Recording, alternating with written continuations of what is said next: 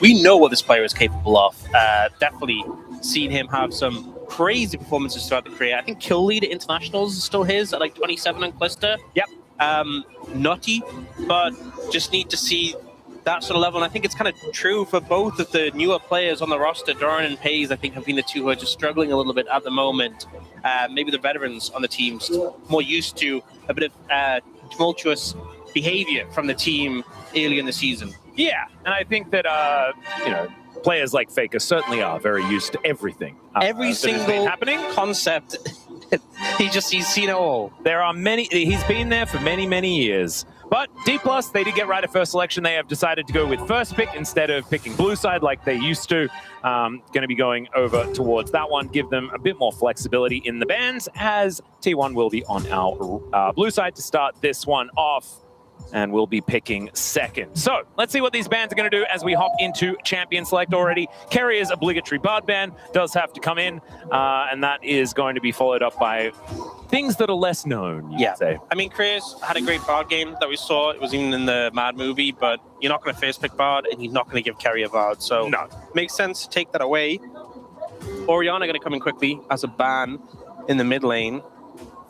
And we imagine after that, you'll have to pay the typical Karma Rumble other two that we just always see banned now.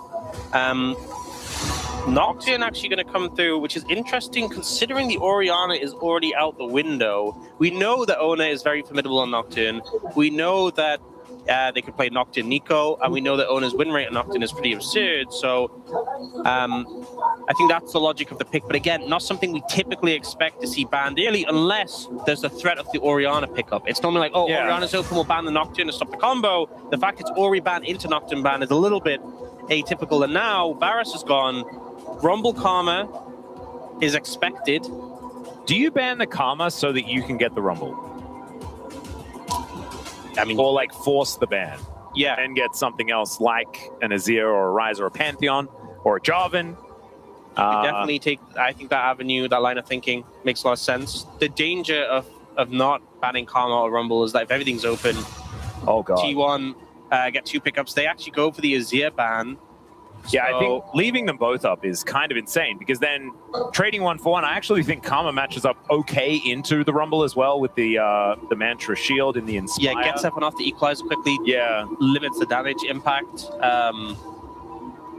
So it might have to be a first pick Karma if both of them are available. This is them saying we expect D+ to take Karma first pick, and we want to limit the power. So they ban the Ashe away. They're like, you can have it, but we're limiting the power. That being said, Ezreal is available. Yeah, I was going to say that doesn't work because Ezreal is the best one. But maybe the plan here is for T1. Pick the Ezreal.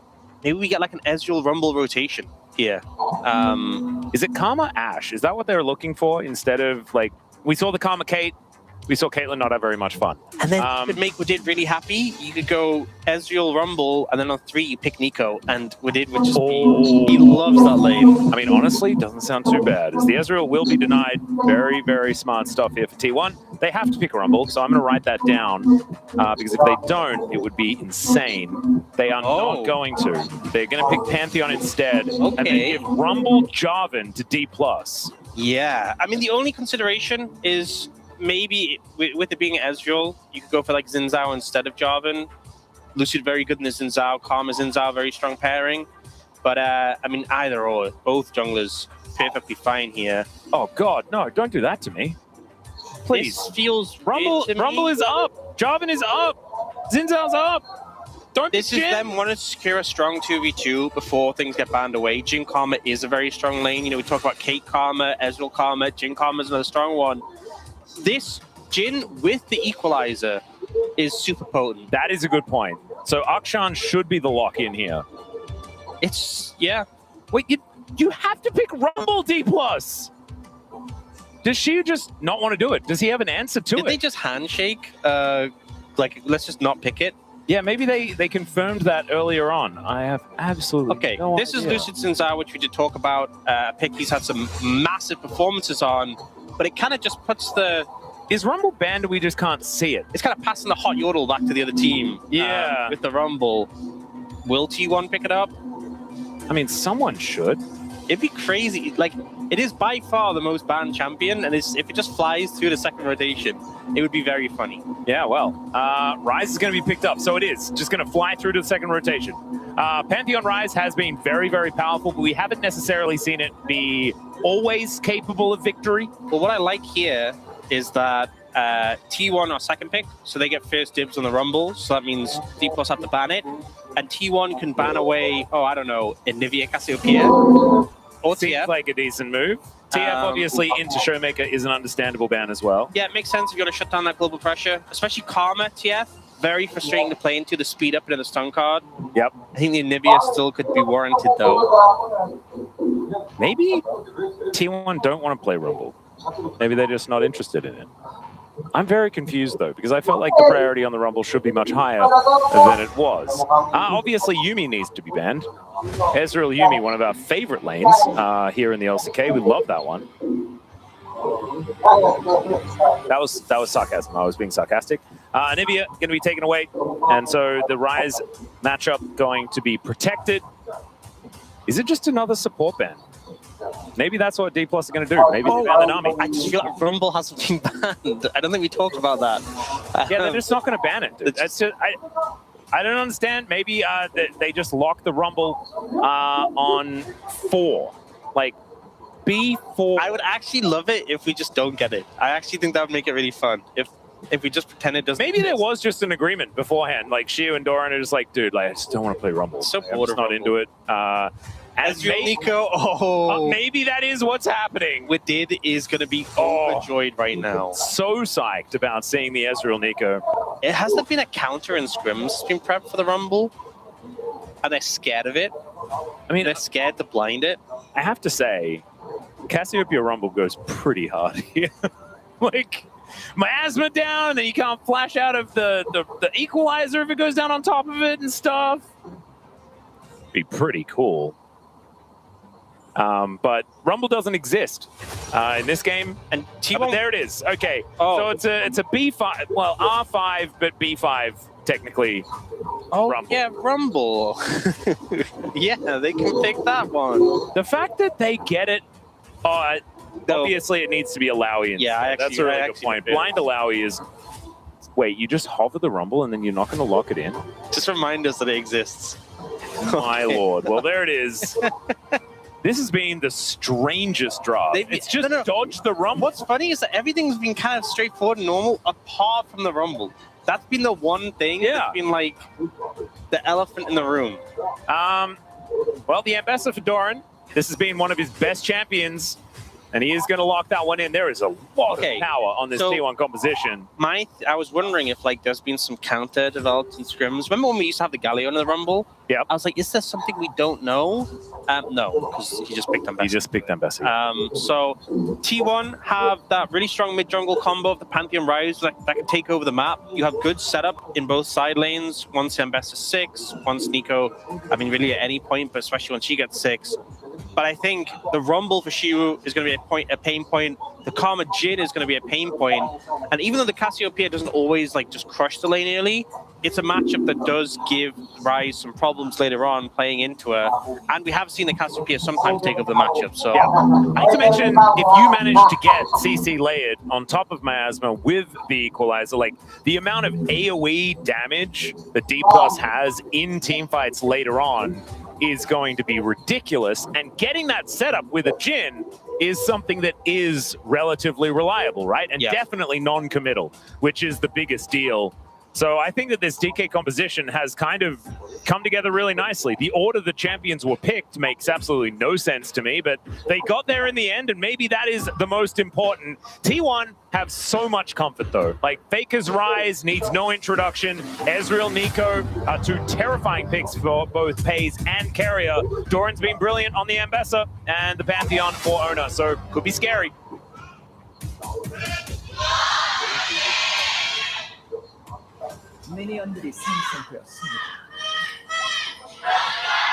One data search for ways to make extra income as a software engineer, and data annotation came up. After doing a short qualification, a couple days later, there was a bunch of different projects to choose from. I don't have meetings, and I'm my own boss. I had a dashboard full of coding projects paying me minimum $40 per hour. 100% recommend signing up for data annotation.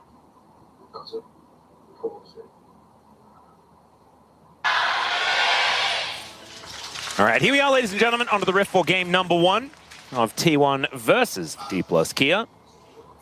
D+ fresh off a best-of-5 victory in the lower bracket of the Lck Cup against T1. It was down to the wire, 5-game series they were able to take.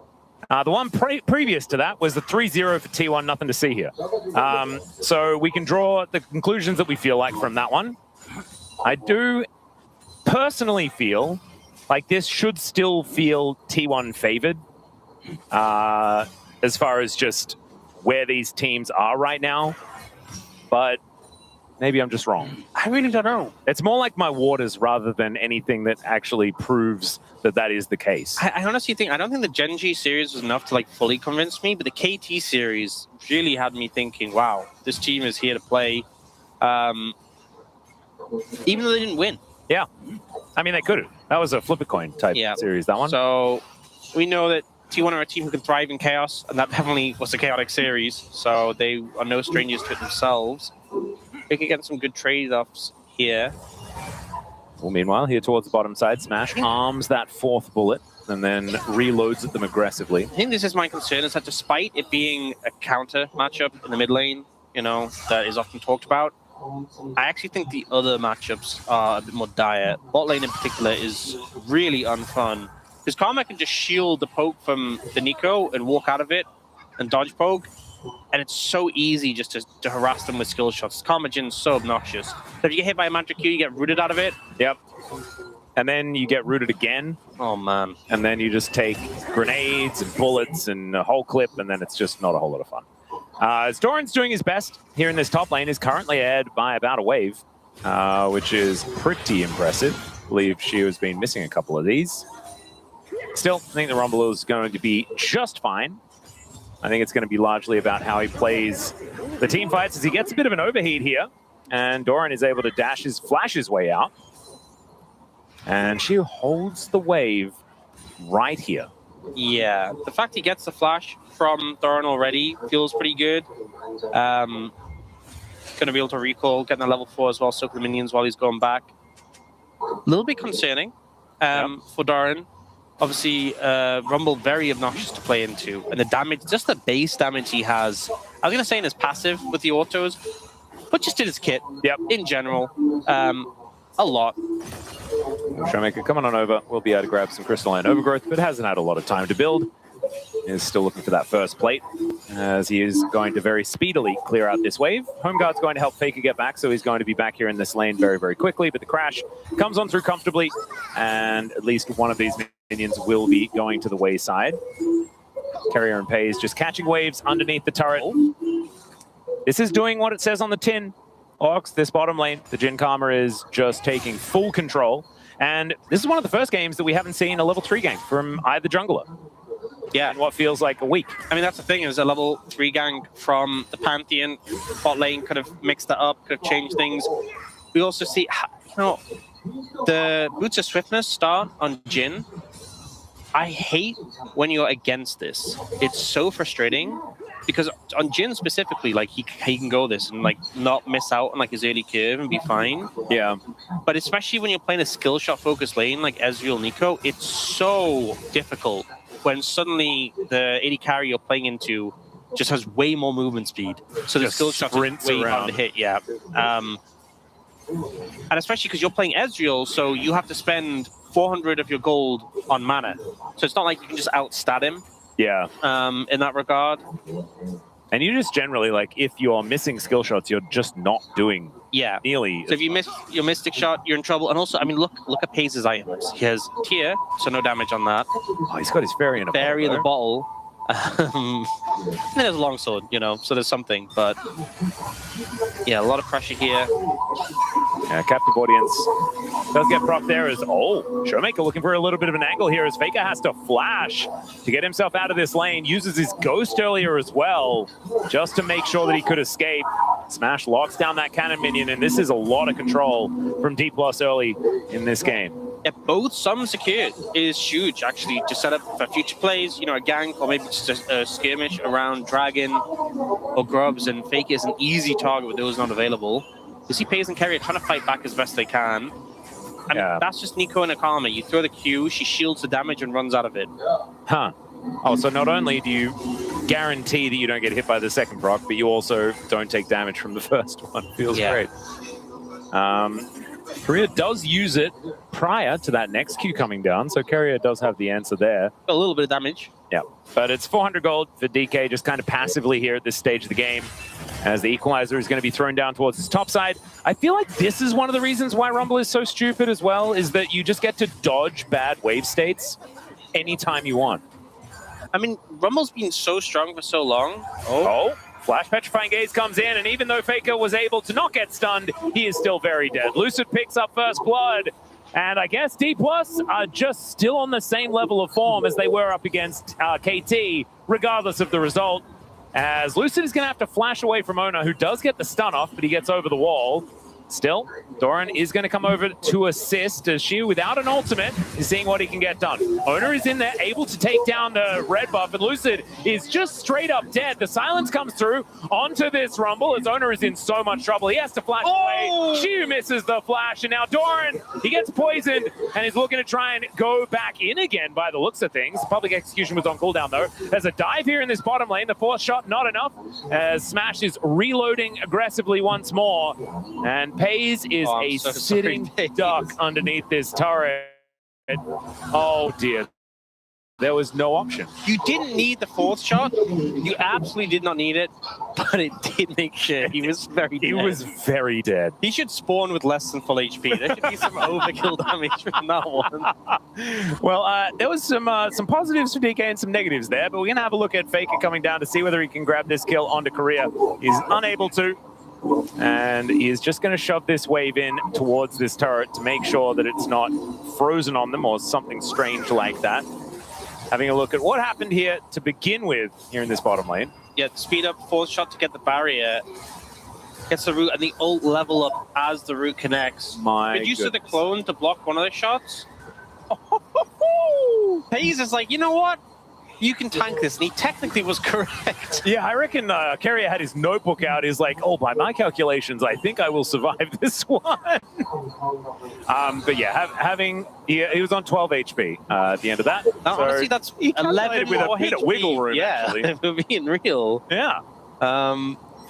Okay, so bot lane, very good for D+. On the top side of the map, I think, so Showmaker was obviously trying to push the wave and was low on mana, and they still try to contest the invade. Was a bit messy, and obviously the fail flash from Shiu. Don't need to say more about that. So we're seeing some resistance from T1, which is good. Ona's trying to be proactive. He now has his ult available. Finding a good spot to use that, though. You'd love to use it bot side. We always love to see the Pantheon ult bot side, but they both have flashes, whereas top side of the map is all flashless. So I think it might be a ult Shiu or ult Showmaker angle, just because it's a guaranteed kill. Really, if they're overextended. Whereas bot lane, if you ult bot and they flash out, worst case scenario is they turn it onto you, especially as they have like a Jhin. They also know that Lucid is towards this bottom side. He's clearing out a ward right now, as there is that ultimate that you were talking about. Shiu does get towards his turret. The equalizer is in a pretty good spot. Public Execution gets Doran in there. This turret is getting so angry, and Shiu survives! Okay! So I misspoke. I said it was a guaranteed kill. Not quite guaranteed. 16 HP, by the way. That is 15 more That's than he needed. Even more than Carrier. Yeah. You know, excess, honestly. A little bit close. I think what Doran was trying to do is he was trying to wait out his cooldowns before he ulted. I think that's why he held the ult. He was like, I need to wait for my cooldowns to be back up. Then he ults when they're back up to lock him down. And it was really close, but the turret was still just so incredibly wound up. Yeah, I think that it was just a little bit dangerous. I can't really fault the execution in the play. I think for the most part they did everything they wanted to. I think the problem was it was a bit rushed. He wasn't that overextended. I think they wait till, like if you look at even on the mini map now, the position he's in now, if you ulted then he's dead. Yep. But he's probably there because he can't ult, because he knows that it's on cooldown. Yeah. But also, to be fair, if he survives on 16 HP, we can't really fault them. True. Well, curtains are being called here as Pays is just going to start channeling it back. Well, he hit Carrier takes all of his health Ezreal damage 4 times. But unfortunately, not the real one. That was pretty cute. As Carrier is able to prevent him from being interrupted. Smash, though, is still going to be able to get this plate at least. This is actually part of the issue, is that because Carrier blocked it all, Pays was going to recall anyway. Carrier also has to recall at the end. Yeah. Smash just gets to push the wave in and get another plate. 900 gold lead in the bot lane, by the way, already. That is, well, actually, it's a bit more than that, isn't it? And even more than that. As it he got to the 1.4k. Cashback money came in when he lost his Ghost Blade, so... My goodness. All right, Korea possibly in a little bit of an awkward spot as Carrier gets that Pop Blossom down, but Showmaker comes on over. Flash out from Korea. Petrifying Gaze is fantastic as there's the 3-talent strike onto Ona, and the Twin Fang is able to lock him down. Even more damage coming through the Flash Twin Fang from Showmaker, who comes alive in this mid lane. And she was overheating on the top side of the map, but DK just winning all over the place. That is not going to be a snare, but he's still taking a lot of damage. As, oh dear, we've seen Pays in an awkward spot in this bottom lane before, and that may be revisited here in just a few moments. Q going to connect there from Korea, and Lucid just walks on down. No need for any wind becoming lightning. He just kills him. Yeah, that's simple. Just a great transition from that mid play into bot. Lucid and Showmaker getting so much value here. The problem is T1 burned a lot of their tools onto Korea, this Karma, and it just means that Showmaker and Lucid are now able to free hit. Korea flashes out so he can still get value shielding. Showmaker gets a great ultimate, and then here, Carrier thinks he's out. Wind becomes lightning, catches him, applies the damage, and the follow-up from Showmaker. The subterranean Wind becomes lightning. Yeah. How does it become lightning underground? That's crazy. But very cool. As Showmaker, oh dear, Forbidden Book purchase. Oh, he undid it. He was so tempted. Come on. You could tell our graphics team was so excited about it as well immediately. You know, I love that we get to see that. Oh, we bought. No, never mind. I find those so funny. I'm pretty sure they were. These are manually done in a lot of those cases, but he does get his quest completion, so some upgraded lucidity on these boots. I do just like seeing though that the player has gone for this and then gone, okay, never mind. It's nice seeing like the thought process in the moment. Showmaker's like, I could imagine. I should really just finish my run. Yeah, getting a road age is probably pretty good to start at stacking. I can get Medjai's next, I am. Well, Pays is now in this mid lane up against Smash, who is getting closer and closer to his rapid fire cannon. It's not exactly a 2-item spike that we like to talk about, but it is a bridge towards a 3-item that is going to be very dangerous. We saw Gumayushi especially having a day out on the Jhin yesterday. Do you know what this just brought me back to, though? Where did it bring back to? Do you remember when it was Doran, right? Paused because he was like, "Oh, my static shit didn't go up." Yeah, she hadn't built it yet. He hadn't finished it. I love that was also the same season that Aiming bought a static shiv and it was illegal to buy it, and then had to sell it in the game because he forgot. Yeah. Oh, what a time to be alive. All right. Speaking of being alive, Shiu is down here towards this bottom side of the map with Flash up and available. There is a Pantheon in the area and a Karma with Lucid lurking. He just dashes forward. There's a public execution just to avoid some CC. And Ona able to connect some spears onto some minions, but otherwise not much more than that. Next Drake up in 20 seconds time, which is why we do see some milling about towards this bottom river. And it hasn't spawned just yet. We'll see whether T1 are actually going to go for any sort of fight towards this to try and deny the double dragon. I think it's so difficult in this position. Already at such a big deficit. 14 minutes, 3,200 gold down. I think you just try and go for a cross map. If we look at Ona's position, that seems to be the play they're going for. There's Ona and this wayward minion walking towards the top lane. I wonder what that could be. Yeah. Wow, it's just some of the spaghetti code going wrong, I guess. Couldn't be carrier. As Lucid just going to start this Drake up by himself. Looks like T1 are not going to try and contest. DK are not going to invest any more resources than they need to in order to take it down. So teleport back from Doran, who does have his Eclipse.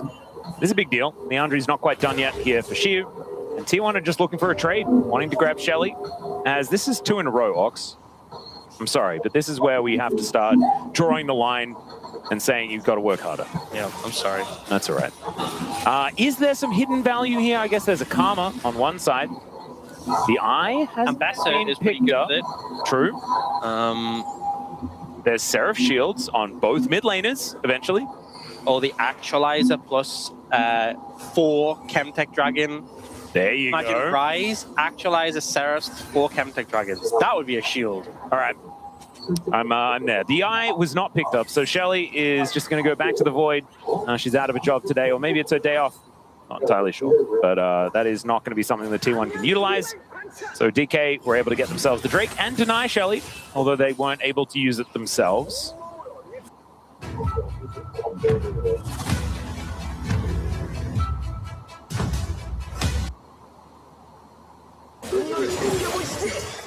All right, T1 are going to have to do something at some point to try and pull themselves back into this one. 2.6K is a decent lead. It's not end of the world, but we're heading towards FaZe's 2-item spike. The Seraphs is on the way for Faker. Should be done relatively soon, although he only has 2 components. They have a good amount of pick potential. They have a good amount of trickiness with like the Globals and Nico.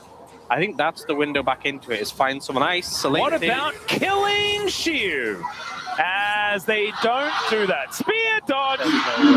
Shiu gets out twice in a row, and now Lucid comes down. Petrifying Gaze in for Showmaker, but doesn't get any stuns. As Owner, he's able to do so. His is targeted. Twin Fangs, though, are going to lock down the Pantheon. Doran is now in so much trouble as the flash forward. He lands the poison. True Shot Barrage comes on through. Showmaker avoids it, though, and another Noxious Blast is going to connect as Korea holding Carrier in position as there's just random supportal combat coming on down. As Showmaker will crash this wave. Miasma comes in. Doran going to have a difficult time dashing around that one as this turret is just going to go. Korea flashes. Down goes the Ambessa. And FaZe is going to have to get his dancing shoes on and flashes to get out of the way of that third bullet. And will keep himself alive. But this is not T1 getting themselves back into the game. This is DK doubling down on a winning situation. It was a catastrophe everywhere on the map for T1. You know, they go for this pick attempt. Let's see the health that he goes down to. I feel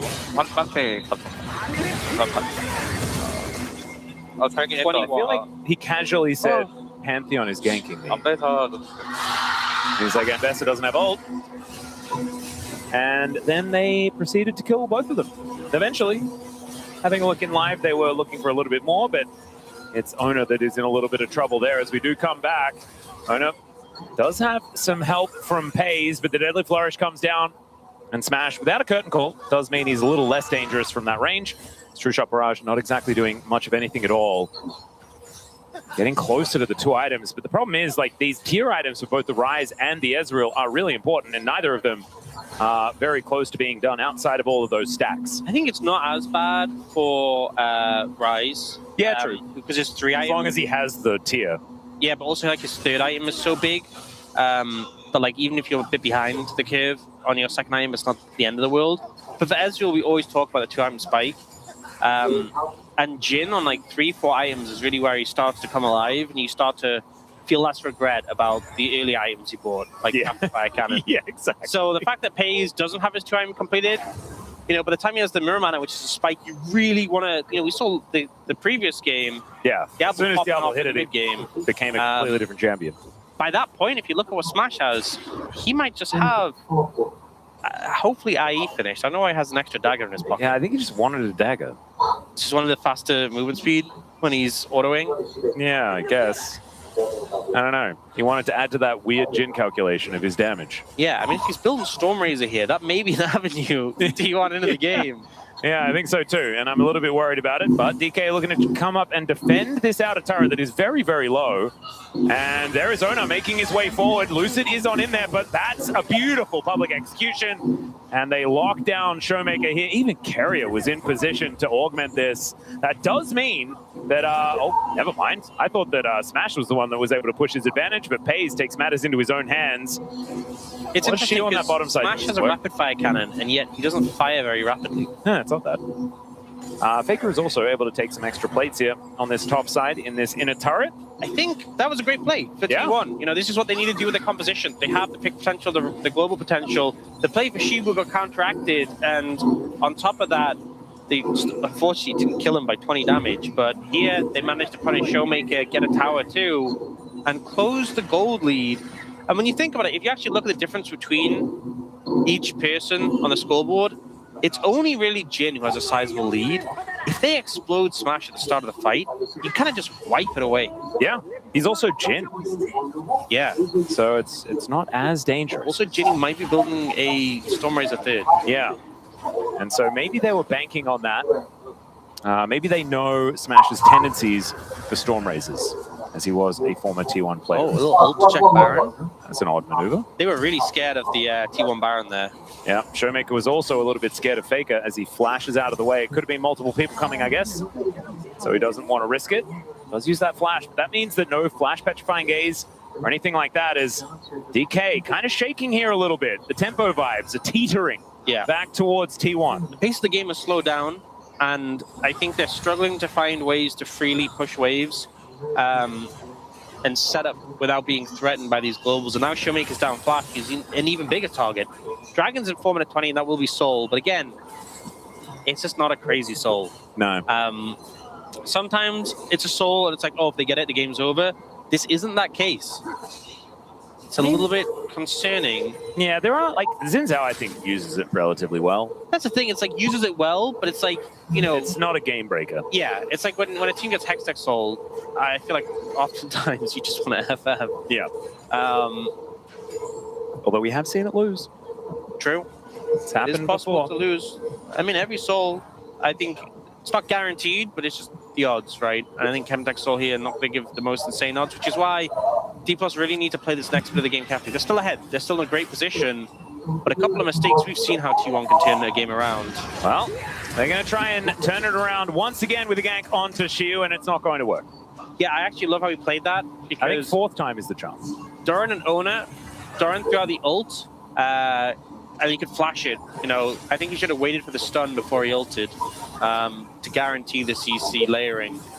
But maybe was concerned if he left it too long, then Shiwa just flashes on the tower, and they don't want to go on the tower against him. Either way, Shiwa makes it out, did a good job of getting pressure in the side lane.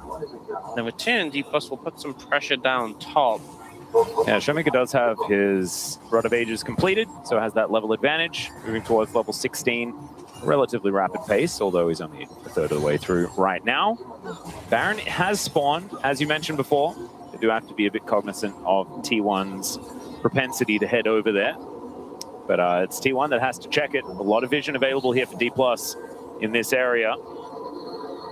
We'll be able to take that one down. So, Shiu here just continuing to farm things out, probably feeling pretty comfortable, although he did have to flash earlier on. He's been able to deny so many of these ganks. I didn't know that Rumble was a champion that is picked to absorb pressure in a side lane. I mean, that's not normally what I associate it with. Earlier, though. I mean, not so much the side lane, but like he's been meta for so long, even through like the lane swap meta, because he's just so good. Yeah. Playing defensive. Oh dear, Carrier gonna have to pretty defensively hold here, but they might actually be able to turn it into an engage onto Lucid, but the Crescent Guard, so incredibly powerful, career down very, very low. As the curtain call in a choke point is not exactly what they wanted to deal with, and the equalizer is going to break up the fight. Still, it doesn't get a whole lot of value as Lucid dashing forward, flashes in, and the double snare is going to mean the disengage here for T1. Deadly Flourish, it's not quite over just yet, although, as I say that, it is. And D+ unable to get any kills. Yeah, I think the fact that T1 got out of that situation, you know, definitely was a delicate one. I think Doran coming in and just creating so much space and denying the Jin ults. Faker also 8-1 just completely with a Seraph shield that I was pretty worried when I was going towards him. But it's Stormraiser Jin as well, so he should be doing so much damage over the Ewoks. Yes, all of the damage.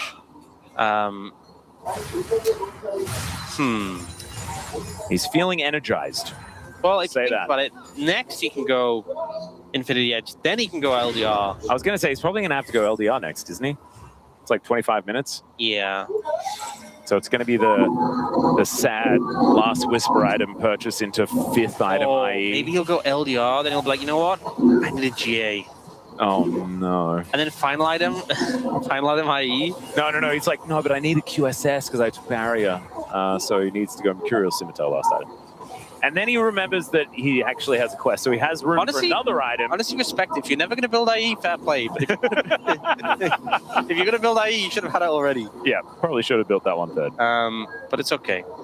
That's all right. Maybe Widid and Umpty can go over it on the space after this game. Yeah, after they finish talking about Widid in particular, how much he loves Nico. Yeah, Nico Ezreal. Yeah. Although he probably likes this game more because Nico Ezreal are losing right now. He's going to be so happy about this.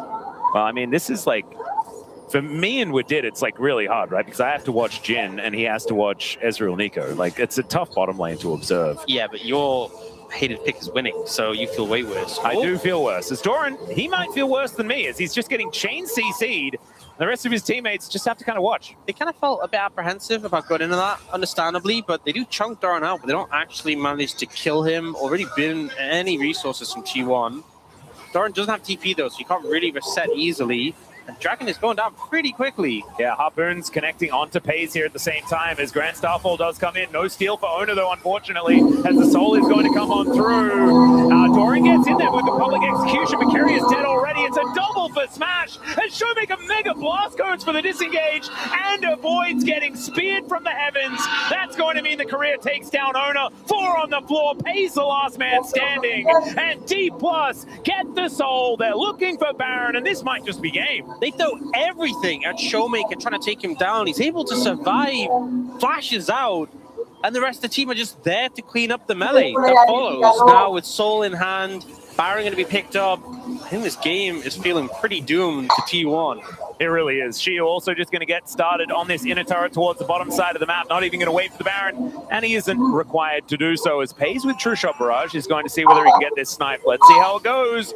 Decent amount of value, but honestly, outsmiting Smite these days is hard. Yeah, it's so hard with a 1400 Smite, but a decent effort. But here, so they go fully onto Showmaker, but unfortunately he has flash, so a lot of damage down onto him. The miasma's good.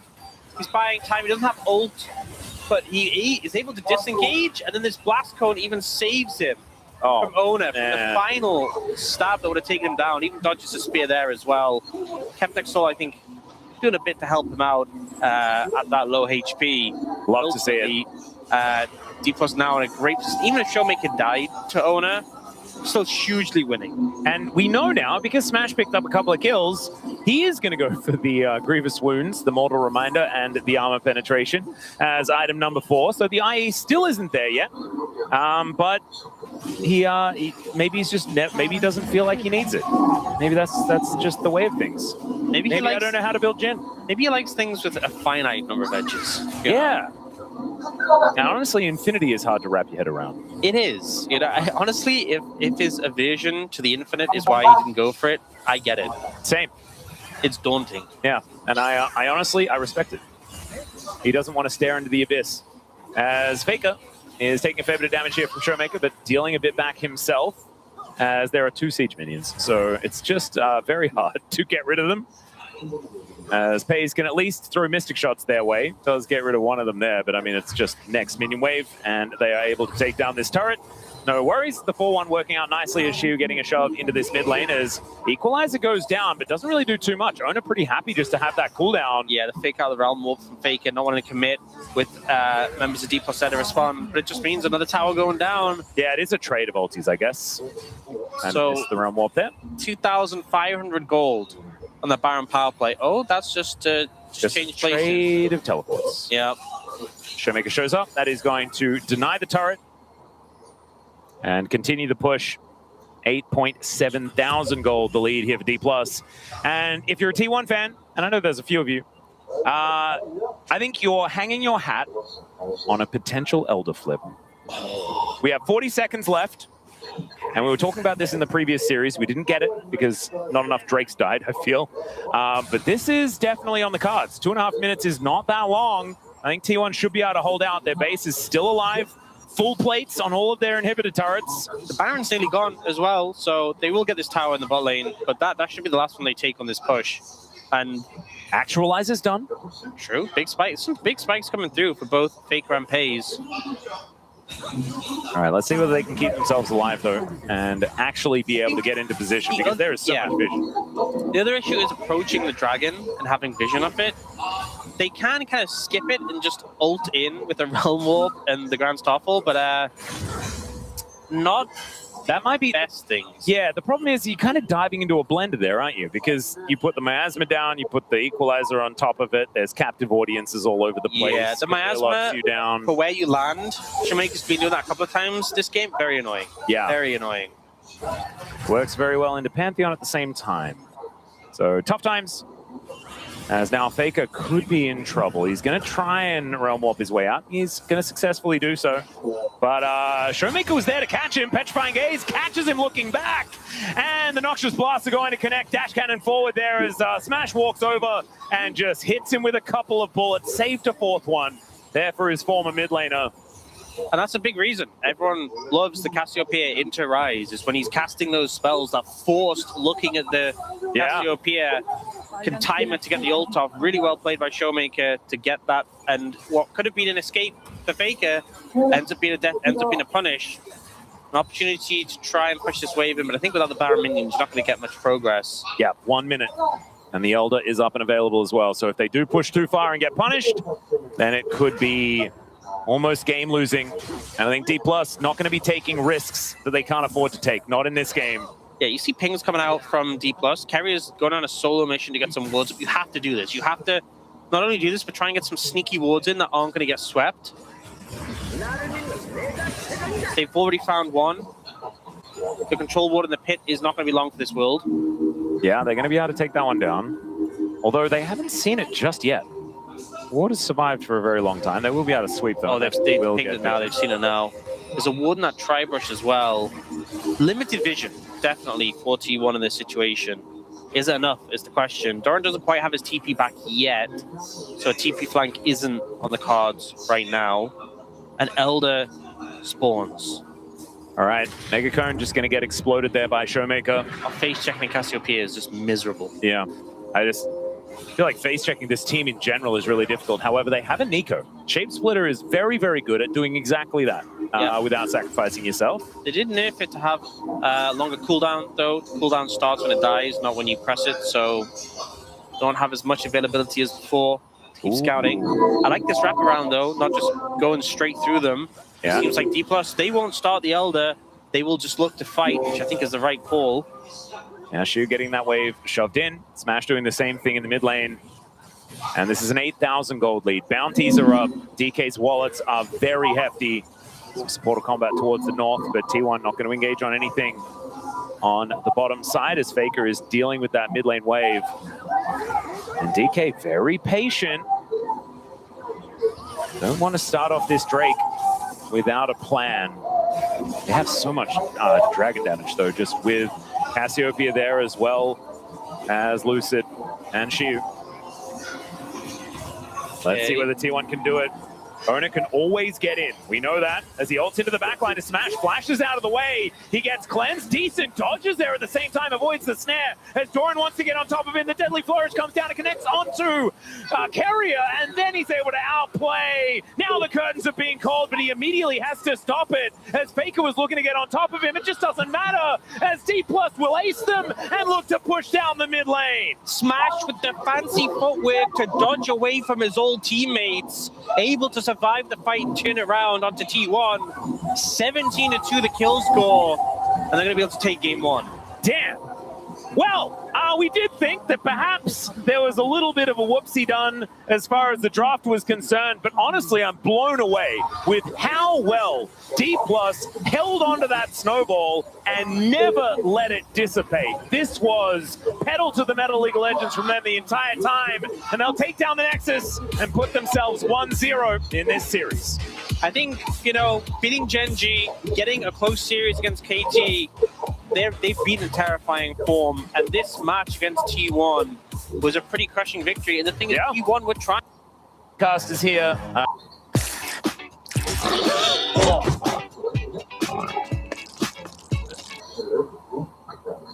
No, we do. In time. I saw one on the space. We did. Stop it. Okay. He needs to stop it. He has never casted in the LEC. All right. He tries to. He wants to. You can tell. I can tell, and I don't want to give him any of that leeway. All right. That is not a dream that we're allowed to exist in his brain. He belongs to the LCK. All right, let's get into pick and ban here for game number 2. D+ gear now on the blue side. They do like it there. And first pick will go over to T1, see what they're going to use that on, as our bans have now started once again. No rumbles to worry about because, of course, that mistake happened in game number 1. And we'll see whether any other whoopsies will occur here in game number 2. Also, no Jin. I know you're really upset about that one. Yeah. Would really like another Ezreal Nico game, and that one is also gone. So many just amazing picks out the window. Yeah. It's kind of crazy there. The Azir is probably going to be banned on 3 by D+, but what is the ban here for T1? Is my question. We did see a Caitlyn ban very early. I feel like the Caitlyn was specifically because the Karma was open. The fact the Sion is banned, maybe setting up for a Jace.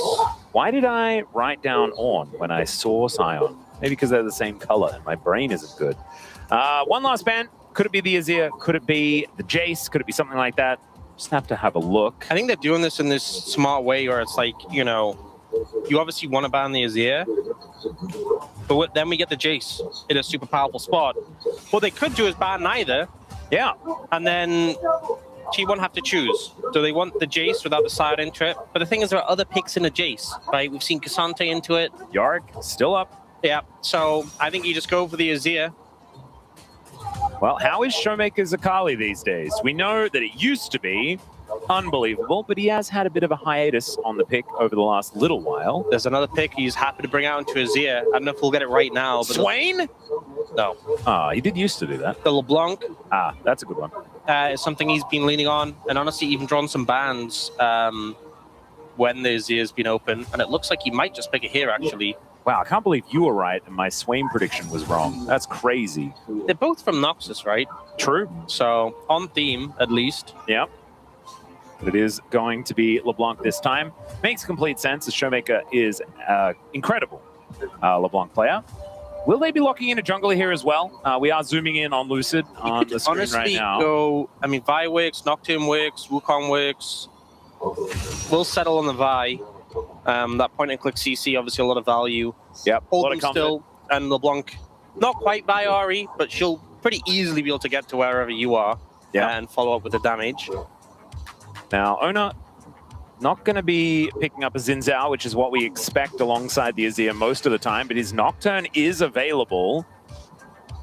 They could even go Aurora top lane if they wanted to. The Nocturne Aurora has been pretty scary, but it would be blind. You don't necessarily want to do that. Blind Jace is going to be the thing instead. I just feel like Yorick fits into this D+ composition already really, really well. And so it's a little scary to pick it with that Yorick available. Yeah, and my concern with going like a tank here is that with LeBlanc mid and not enough tank damage. Top, I mean, they'd have a lot of lockdown with Cassante, but it puts a lot of pressure on Smash into like a Nocturne Jace. If Smash gets hit by a Shock Blast, is your team fight just over? Yeah. Like that could be a question, so... I would have much preferred to see the Yorick we in that saw case. A certain Cassante player have a clear advantage in this matchup. Indeed. I don't know whether Clear versus Rich is going to go the same way as Shia versus Doran. I know Doran has had his whoopsies in the past, but I don't know whether that is going to be today. And I like Jace Azir. I actually feel like when Azir is successful, it's often augmented with a bit of extra damage from the top side of the map. And so they do have that blueprint already. Let's see. Next round of bans, the Renata going to be taken away. I'm going to deny that from Carrier to just get rid of the potential Callista angle. There is Ashe taken away as well. Yeah, hammering away a lot of pairings. Do we end up seeing like a Nami, a Lulu? Are these next on the chopping block? I feel like the Lulu ban would make a fair bit of sense. I feel like in this situation, you know, obviously D plus are the first ones to get priority on the next pick, but they also don't get to pick a pair together. Yeah. So whatever they pick, you have the risk of they'll steal away whatever typically goes with it. You know, you take Nami, they take Corki.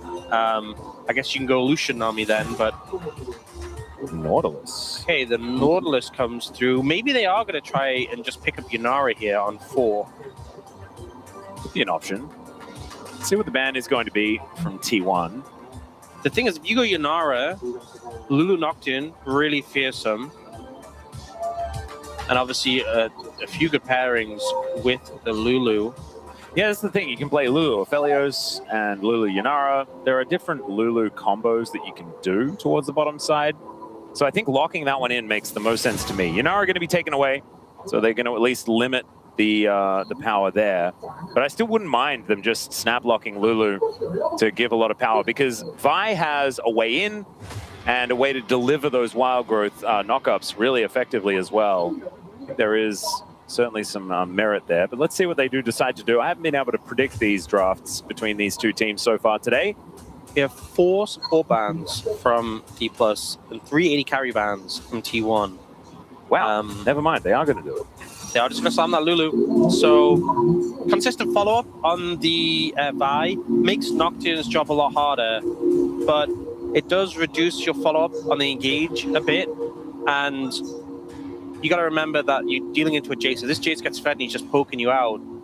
Might be harder to find some recourse against it with the Lulu in this situation.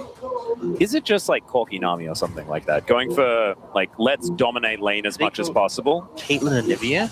Caitlyn Lux. Oh, wow. Bringing out the classics. Exactly. And I mean, when Carrier plays Lux, it used to be one of the scariest times to be an opponent in the game, and we haven't seen it for a really long time. This is the kind of mix-up where you're like, look, we need something that can survive lane, and then you end up playing MF Lulu, and you're like, oh man, that feels even if you win lane, like, what was the point? Well, we're gonna maybe find out. I think it's a bit of a masterstroke though with the Caitlyn Lux lane. Yeah, I'm not convinced by this D+ pickup that they end up here. DMF, I just struggle to see, like, you have Vi into MF ult, sure, but like MF Lulu doesn't really sync that well. You have only 2 damage threats, really, on this composition with the MF LeBlanc, and one of them really needs to be ahead of the curve. I mean, to be honest, both of them kind of do. Yeah. And the MF is going to be behind. Like, that's just going to happen. So I think T+, if they snowball, sure. But otherwise, I think T1 are going to have firm control of the game. They're going to have Prio across lanes, and then a Nocturne just to be there to support it all. It should be really easy. And if the enemy team engages, you just turn off the lights and just fire artillery cannons at them. Not to mention, if you see a Misfortune trying to get into position for a bullet time, then you just turn off the lights again and dive on top. And that should work out. So a much better looking draft here from T1 in game number 2. But it was the gameplay as well that wasn't necessarily up to par the first time around. Hopefully, they've shaken their sillies out and they are ready to find a victory here in game number 2 to bring us the distance in our final series of the day. We would like that. I think we deserve as much D+ versus T1 as possible. Let's get into the rift for game 2.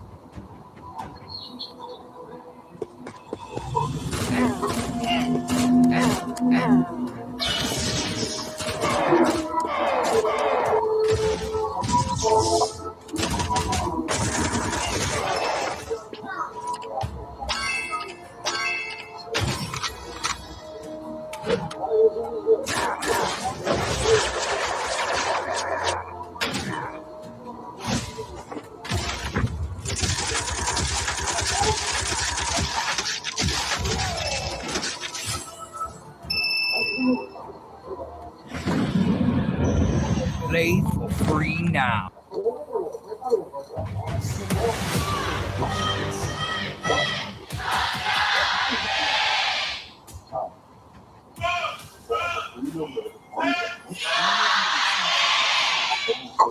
All right, here we are, ladies and gentlemen, onto the Rift 4. Game number 2. D+ Kia leading at 1-0 right now over T1.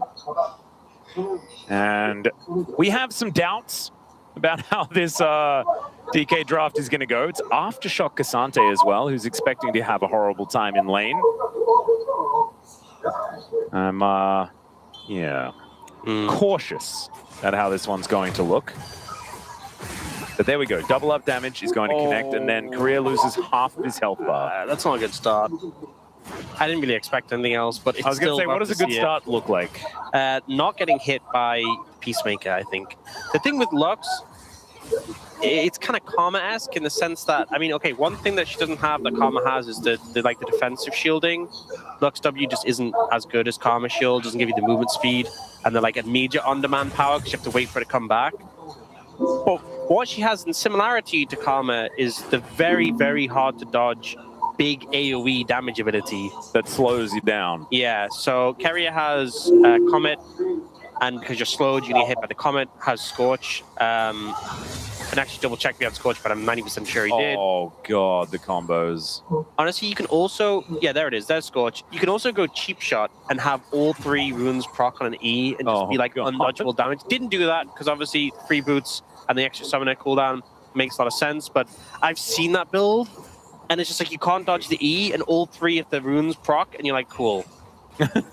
That's really enjoyable. I'm having fun playing the game. Doesn't sound very interactive. As now the turret will be taking a whole bunch of damage. Korea going to be helping Smash out here as far as clearing out the wave, but first plate is going to be going at 2.5 minutes.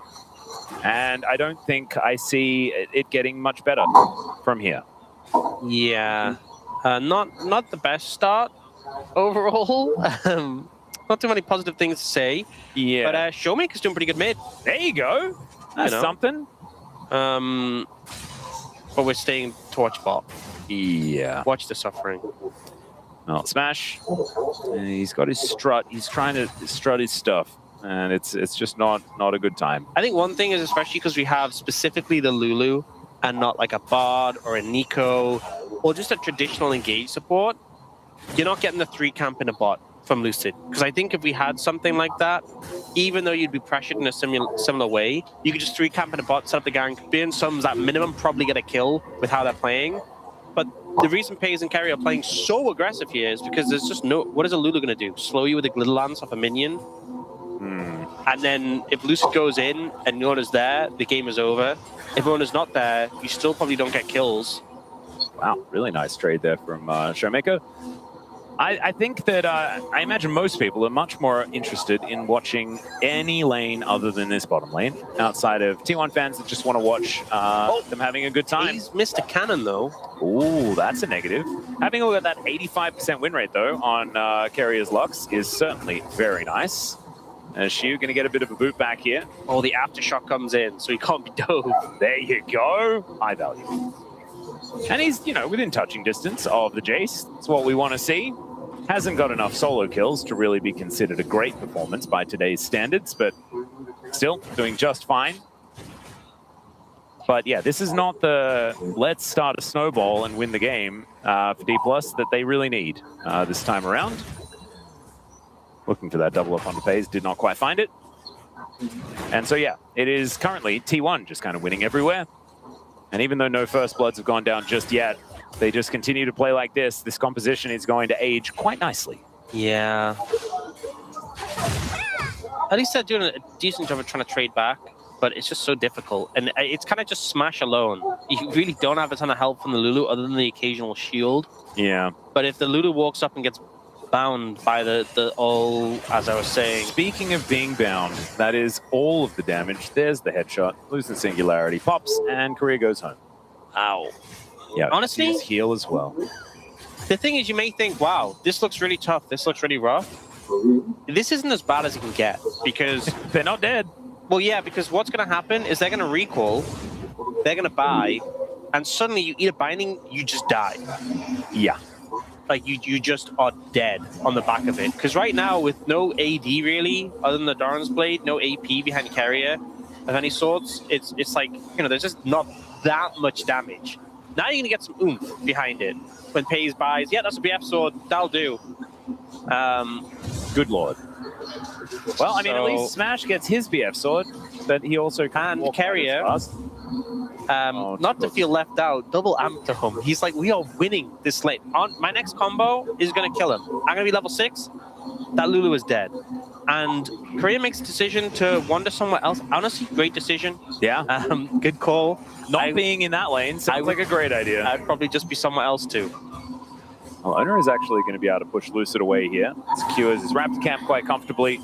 And Faker going to take some damage from Showmaker. Chains do not proc, so not going to take that full combo.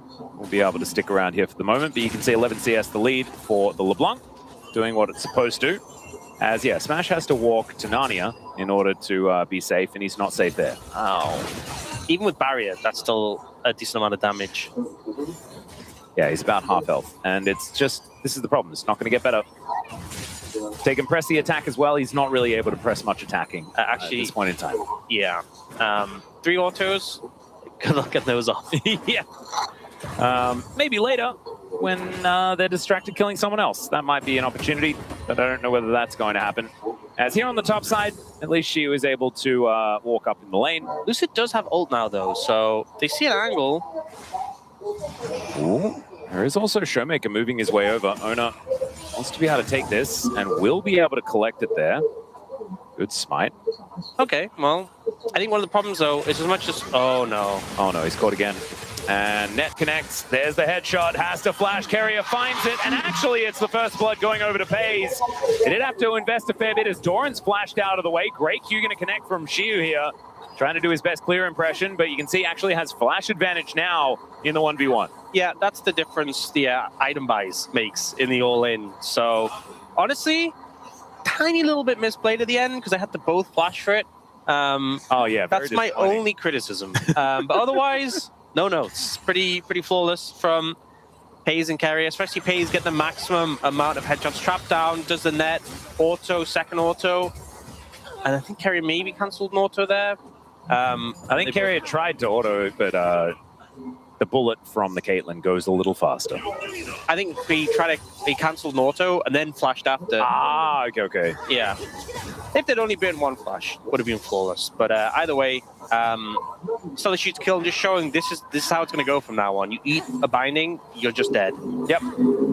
Showmaker doesn't quite find the chains. Because that was without Luxalt, which they now have. Well, now they've got Ace in the hole as well, which is just going to be even more unavoidable damage. At least Smash is able to walk out of that Lucent Singularity this time. But I feel like we have contested every single Raptor camp. This time Lucid's able to win a smite fight.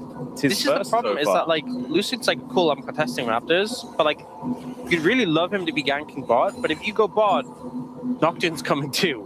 Yeah. And that's just not going to be a good time. So. And if he doesn't, he takes all of your things.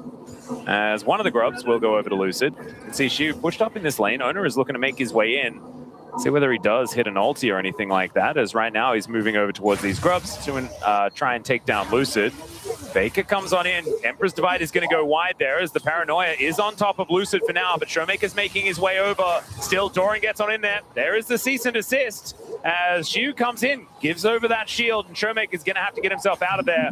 Does get the chain down, and Pathmaker is going to make a path for Shiu to try and get himself out. Lucid actually very cheekily is looking for a crab. I don't know whether that's quite legal, because he is just going to have to vault break his way over that wall. So no one dead, as Shiu is actually going to look to re-engage one more time. There's the all-out as he pulls Doran over, turns his attention towards Ona now, as he's doing so much damage. Vault breaker comes in, and that is going to be the kill onto Doran. Shiu playing like a madman. Yeah, nice pick coming in from Shiu, and I think T1 getting a little bit overconfident there, hanging around, not respecting the ult off the Cassante, which can just easily set up onto the likes of Jace. This was a pretty chaotic fight. Like, we have Faker trying to all-in, Showmaker, Doran's trying to run down. We have Ona all-inning on a Lucid. And then here, Lucid's ult actually interrupts Doran's to the skies that was going to land on him. So he doesn't take as much damage as he would have otherwise. Whoa. There's stuff happening in live as well. The final spark does go wide. Oh, no. Light binding, loses singularity, everything, and the bullet time will at least clear out the wave. And the replay will continue as Doran does die there once again. But yeah, DK... they still had heal and wild growth, but definitely a recall angle. 100%. That gold lead is going to extend their phase as well. And T1 will be starting off their second dragon of the game. Not going to be another Chemtech Soul. Seen a few of those so far today. I've locked in. Yeah, nicely done. Thank you, Ox. Oh. Showmaker is going to get snared. Chains will connect, but he has to get the heck out of dodge. Clone ate the trap. Well, that's good news. Yeah. Actually saved him quite a bit there. We'll sort of clear out a ward, but he will not be able to stop this dragon. I think may have died. Not 100% certain. When does it get better? Here for D+. I think they have decent pick potential. And if they play around top side, that's where I can get better. But, Ooh, Lucid actually looking to come in here. As Vault Breaker going to get charged. Carrier with a heal for the movement speed to get himself out of the way. Cease and Desist was up there for Lucid. Carrier did have Flash, so could have gotten towards the turret there, I believe, which is why Lucid wasn't pulling the trigger immediately. Still, I mean, showing signs of life here. The gold lead is under 1,000. but look at the bot lane lead. Yeah. Oh my god, it's so dire. Okay, Showmaker is in a decent spot at least, so if he finds something, if he makes something happen, that can be the angle. Now, Stormrazor is done for Pays. Okay. And it's Hextech Soul. Definitely the soul you want if you've been crushing bot like this. Yes. It feels pretty good for T1 if this time around they're able to collect the soul. And with 2 Drakes in pocket, certainly feeling very good about that. 4 minutes until we'll see any real thing develop there.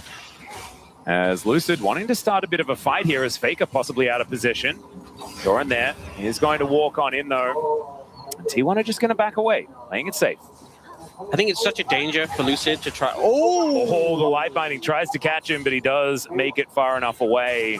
Such a danger for Lucid to commit an ult in this situation because everyone has flashes and they might just flash away and take you with them into where you don't want to be. Pay's actually taking a lot of damage there, so good trade for Smash. As, yeah, Courier also taking too much damage. Another chain connects onto Faker, but he's going to be okay for the moment. Nash's Tooth almost done. Does have some shoes for himself as well. As Courier walks over a control ward, but doesn't seem too bothered about it. Heal has to come out to dodge the light binding. And the DK bottom lane will live to see another day. As Ona is going to come in and try and kill Showmaker. There is the paranoia, and he's just dead. I feel like Showmaker just kept walking towards him when maybe he shouldn't have. Good comms between Faker and Ona to be like, you know, Showmaker's ult is down. And that was a difference maker. Normally, you know, you have ult and LeBlanc, it's so hard to find a kill, have the second dash available, but even with Flash that ends up going down, just a bit overconfident, hanging around after some heavy trades with Faker, and gets punished for it. And it's unfortunate because that was the point of pressure. Yeah. Or D+ was the mid lane. And if Showmaker's going down there, definitely a worrying omen. Well, Lucid is going to be spotted here momentarily. Lucid Singularity pretty good at finding that as Showmaker actually dashing forward. Does have the ultimate this time as the chains will connect and gets the flash out of Faker. And so Showmaker will have his flash a little bit before his opposition. Maybe there's an angle towards trying to get a kill onto this Azir at some point in this game. In the next 5 minutes, she will move down towards this bottom side. All quests complete. So we're going to have a look at this replay. And Showmaker just pushed up, killing the ward. That distortion felt a little short as well, that first one. Like, you didn't get like the full distance from it. But I don't know how much difference it would have made. Ona still had Flash in pocket, so... And ulti, so there's too many things. Yeah. So Lucid back to farming. Will be able to clear out his camps once again. Ona doing the same thing, 1-0-0. Hexplate now done. Lucid also has his first item complete as well. 1.5k is the lead. It's almost entirely towards that bottom side. Why did I say entirely so weird? I have no idea. I don't know. Like it builds suspense. Sometimes you do just say things weird, but I assume that's because you're Australian. Yeah, that was like, I've said entirely before, and then I just decided to say entirely that time. I don't know why. You know what, that thing where you just hear a word too much or you say a word too much? Oh yeah, it just doesn't have any meaning anymore. It just, you can't make sense of it. Yeah. You're like, I'm sure that's not how you say it or spell it, or... Do you know what's one for me?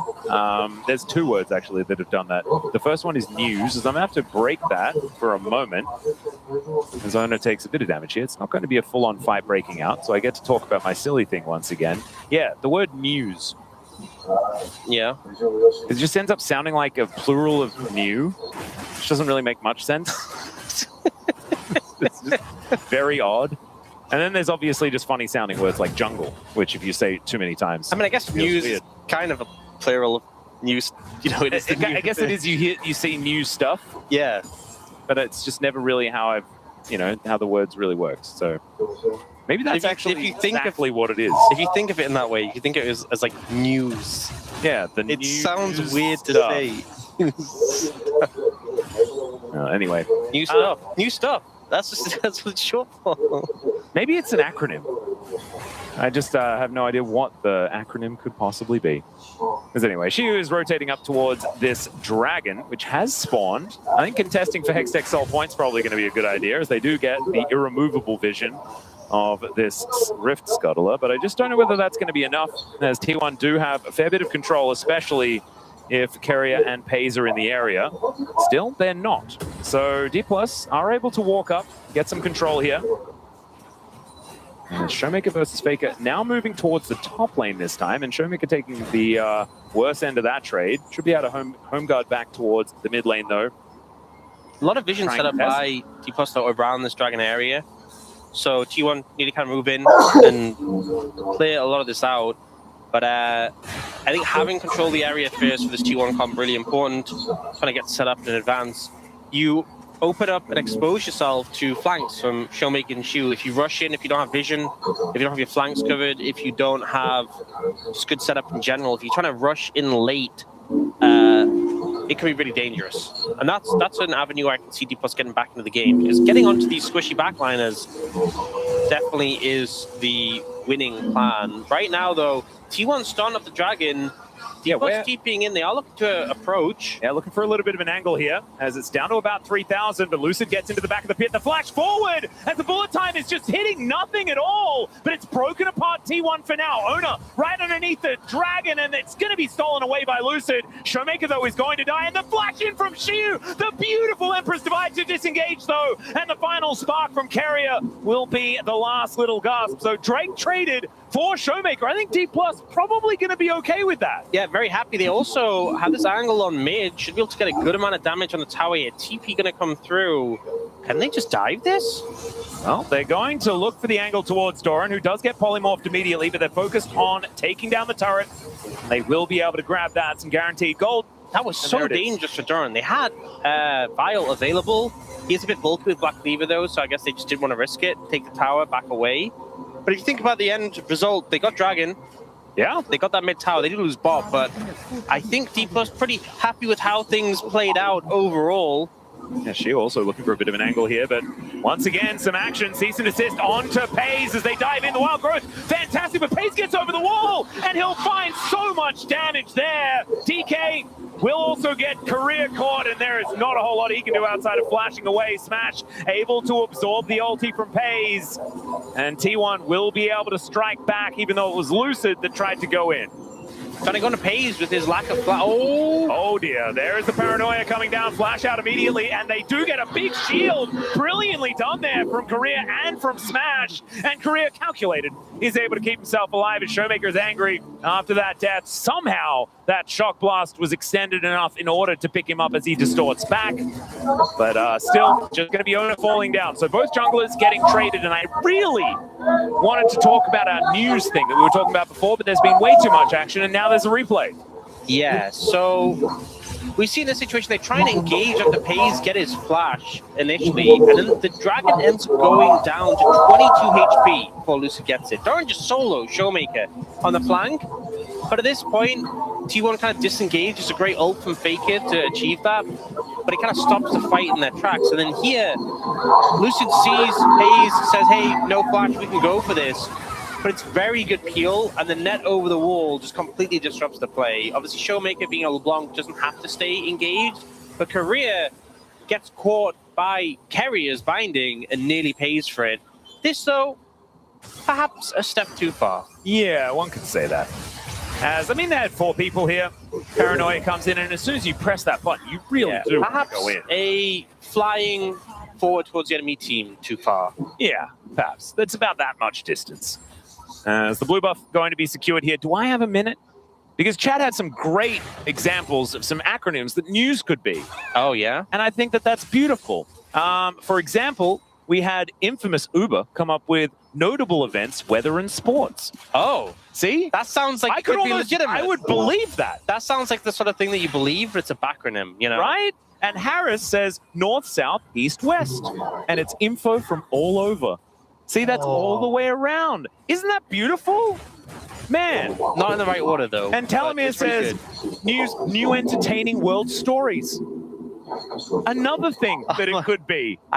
These are wonderful. Are we sure these aren't real? I can't believe I had to wait like 25 minutes in order to talk about it because there was so much action for that brief period of time. It was very frustrating. I'm feeling a little convinced by some of these, if I'm being honest. Yeah.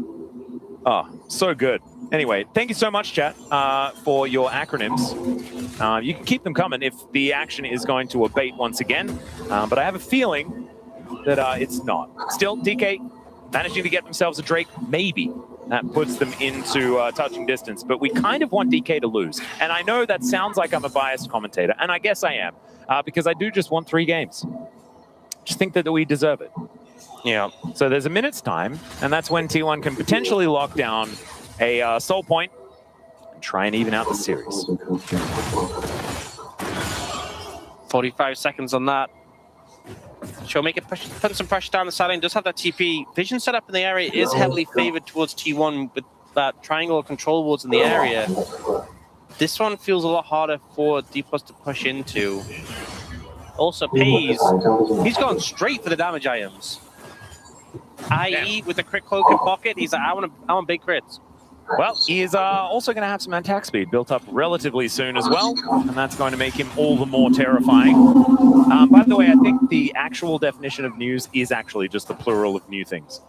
Oh. So that's what I said. I like the acronyms, you know? Yeah, I think the acronyms are better.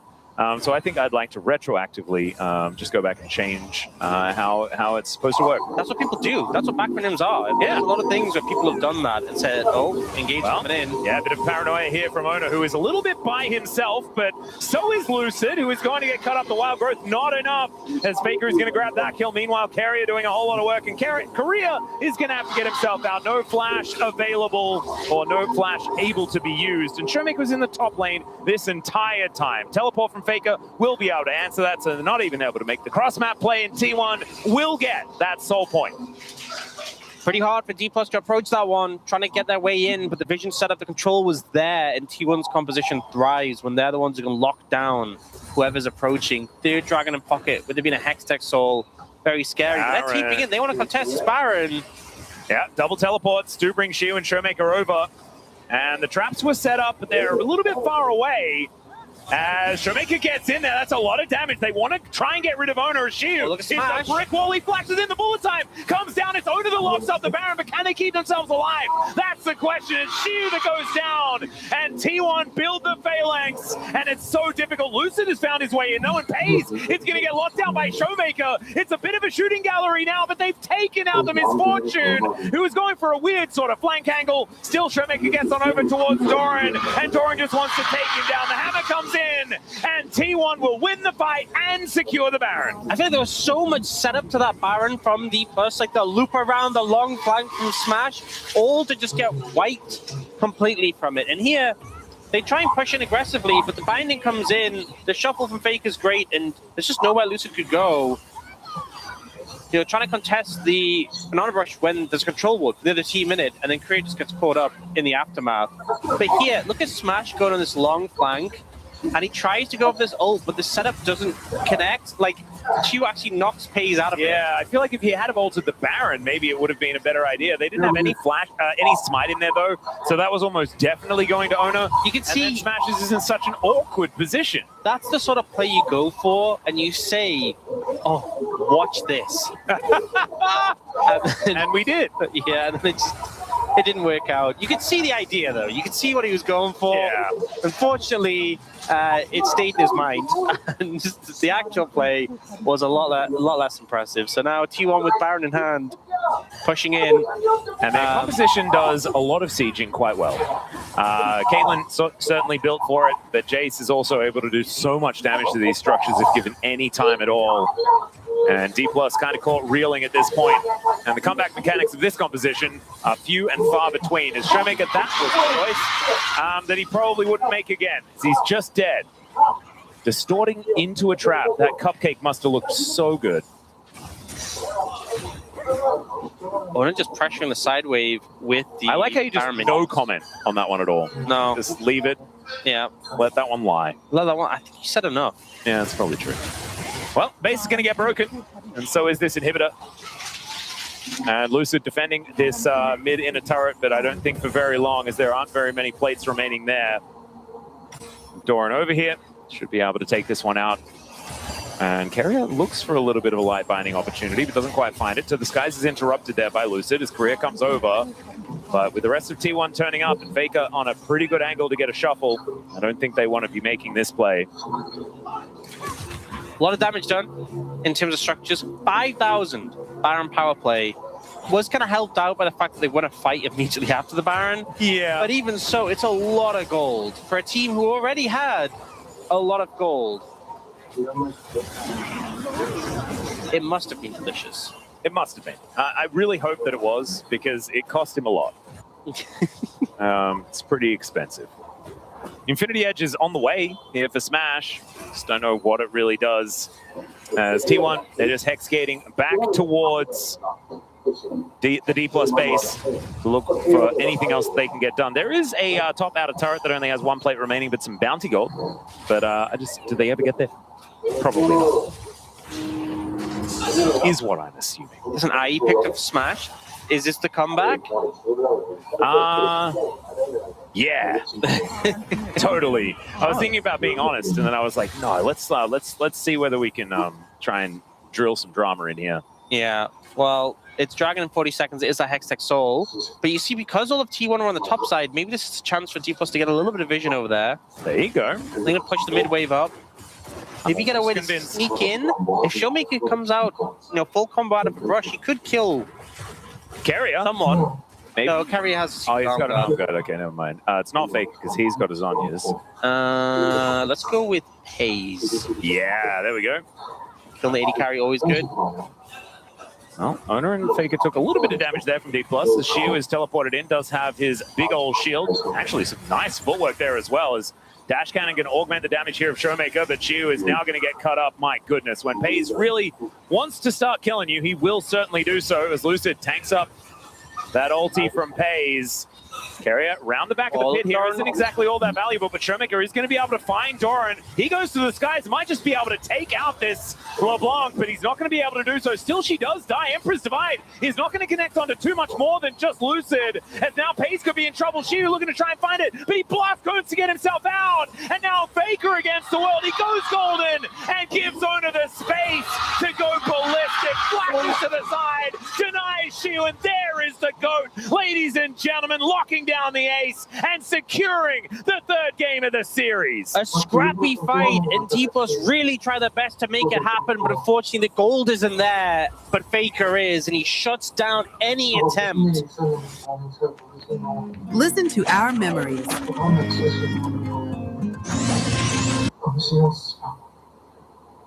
Going to be going to a game 3 in the series, and honestly, game 1 was 17-2, game 2 15-4. Seem pretty dominant both games so far. Yeah, let's see what happens in game number 3. Man, I'm very interested to see whether T1 can ride this momentum or whether D+ can utilize their right of first selection in order to find a victory here. Both times, though, I feel like the drops were a bit wonky. T1 able to really just play through an absolutely dominant bottom side of the map. Watching Carrier play Lux is still an absolute joy, and ticking that win rate a little bit closer to 86% rather than 85 after this. Also like the fact that Wadid was saying there he is, not to leave Azir open again. I don't think Faker's going to get Azir again this series. No, I don't think so either. Happen, so. I think, maybe they'll just take it away and make sure that that one doesn't happen. As Fearless will be able to do that for him. That's the joke that Orcs just made. It was a very funny one. Thank you for explaining my joke. I appreciate that. You're welcome. Just in case someone out there didn't get it. Yeah. Or is this just their first time tuning in since we introduced Fearless? You just have to lay it on them. So thank you for the support. You're welcome. So looks like Orianna are going to continue being banned away to no surprise. There's still like Varus that's been taken out. After that, I think it's less fixed. Ashe going to get taken away again. It was taken away second rotation last time. Trimming out the power of some of these bot lanes. A lot of range supports have already gone. Yeah. And it's interesting that we have a situation where both Karma and Rumble are gone for the pool already, because normally... Yeah, you still have to be banning them, right? Yeah. Most ban picks in our league, I mean, Rumble by far, but Karma is slightly ahead of Varus. Varus will keep getting banned. So last time there was a Scion ban, there was a Jarvan ban, Poppy was taken away as well. There's a few of these things that do need to be addressed. I don't know whether the Poppy ban really needs a revisit, yeah, but maybe the Jarvan. I think maybe the Poppy was specifically because it was good into a lot of champs like Vi, Cassante, right? I think the Scion was because they wanted to go the Jace. It feels like D+ is just heavily limiting the power of these bot lane pairings. Obviously playing the Kate Lux put some fear into them. Oh, I'm really worried that Career is like, give me the Nautilus, we're going to set up for some engage, and they're going to go head first into Anivia. There's no way.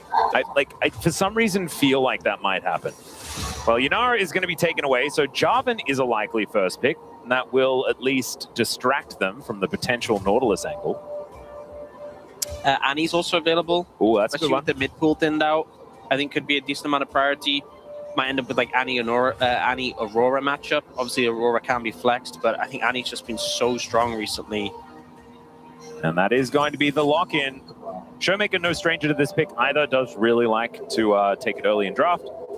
And so T1, it's now their turn to respond. I imagine a Jarvan and a something is probably going to be the lock-in. Jarvan maybe. You can technically flex Aurora, but it's probably just going to go into Annie. Aurora has kind of been like the de facto, this is what you play into Annie that we've seen in the LCK. Yep. So we'll see if that just ends up being the case in this situation. Starting off with a Gnar pickup though, for Doran. Gnar obviously a pick that's been very successful so far in the LCK. Yeah. I mean historically, but specifically this season, it's been doing really well. So it's going to be the Narvin. All right. I remember this was like the OG combo when Gnar first released, because you'd like slam them into the... I mean, they were both just strong. You just Cataclysm and then ultimate in any direction you want with the Gnar, and it was free. Yeah, it was pretty bonkers. But Lucid was a real big fan of the Jungle Z when it first came out, or when it first started to be a thing. It's weird to say when it first came out. That was before he started playing League of Legends. It's going to be a Lee Sin instead, though. Okay, you have the point-and-click CC already from the Annie in the mid lane. In terms of top lane, some of the options have gone away. Yorick. There is the Renekton, which, you know, a lot of people favor the Gnar into the Renekton, but we have seen people play the Renekton into Gnar, and, you know, you have the setup for the Lee Sin. You could just turn him into orange buff. Oh, dear. Looks like she was going to go for the Vayne into the Gnar. That's scary, because as soon as you put a Vayne in the top lane, it just makes your comp look wonky. Yeah, no, I agree. But also, I mean, into Gnar, great matchup. Obviously, Gnar likes to play into melee so he can outrange. He does have short range himself, so Vayne should be able to bully him quite a bit. But also to Jarvan. Trying to do anything to a Vayne as a Jarvan feels so pointless. And if you ever Cataclysm her... She just condemns you. Yeah.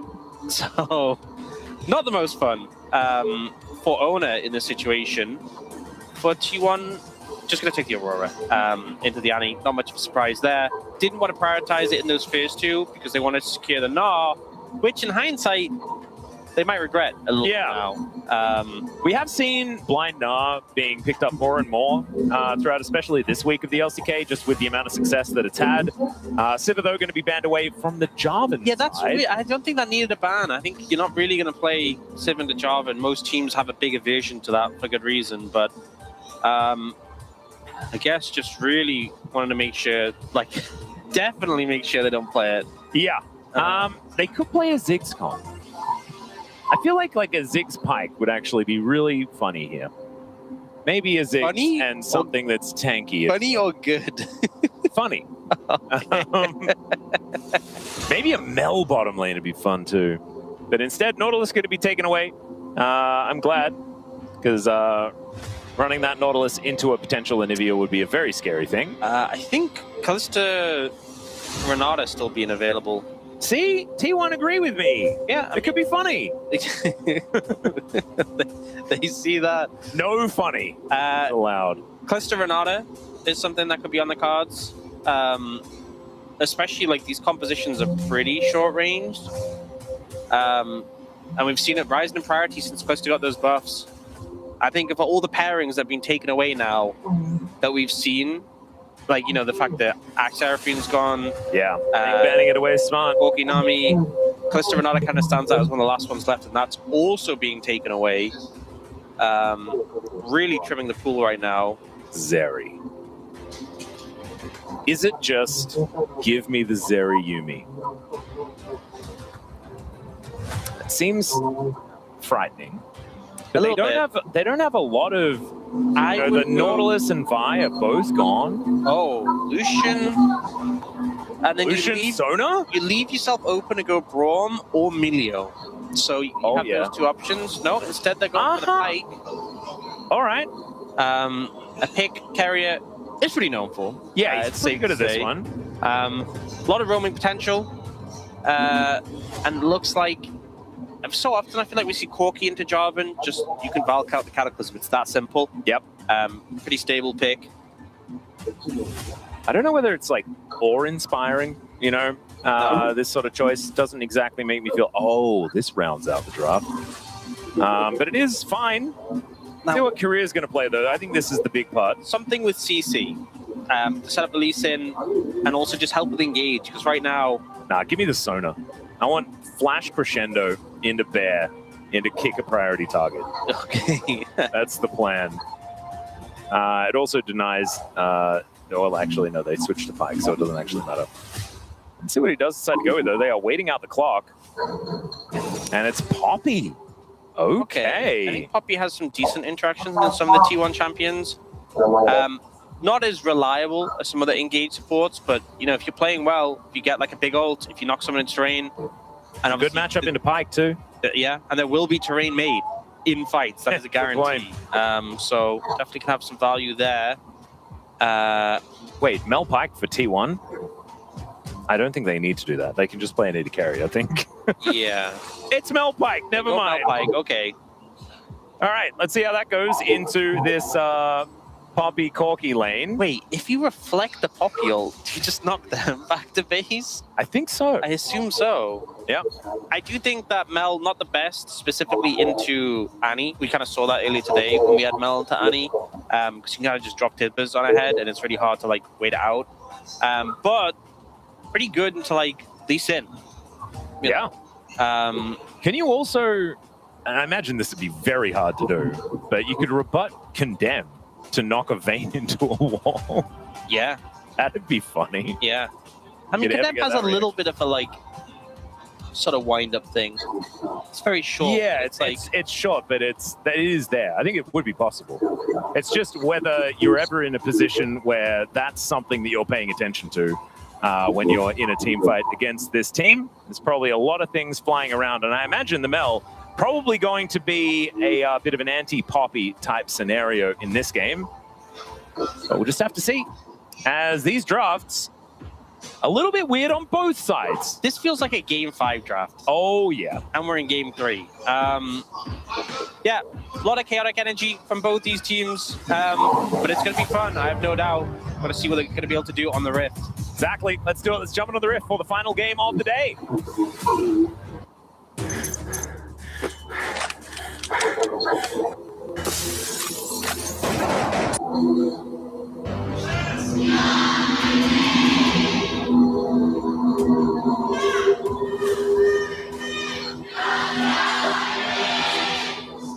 Oh, high value flag.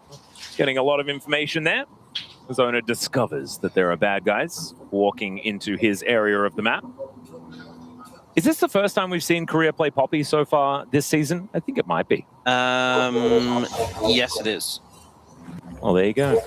Faker getting electrocuted because he took some damage from the Molten Shield. Feels not so good.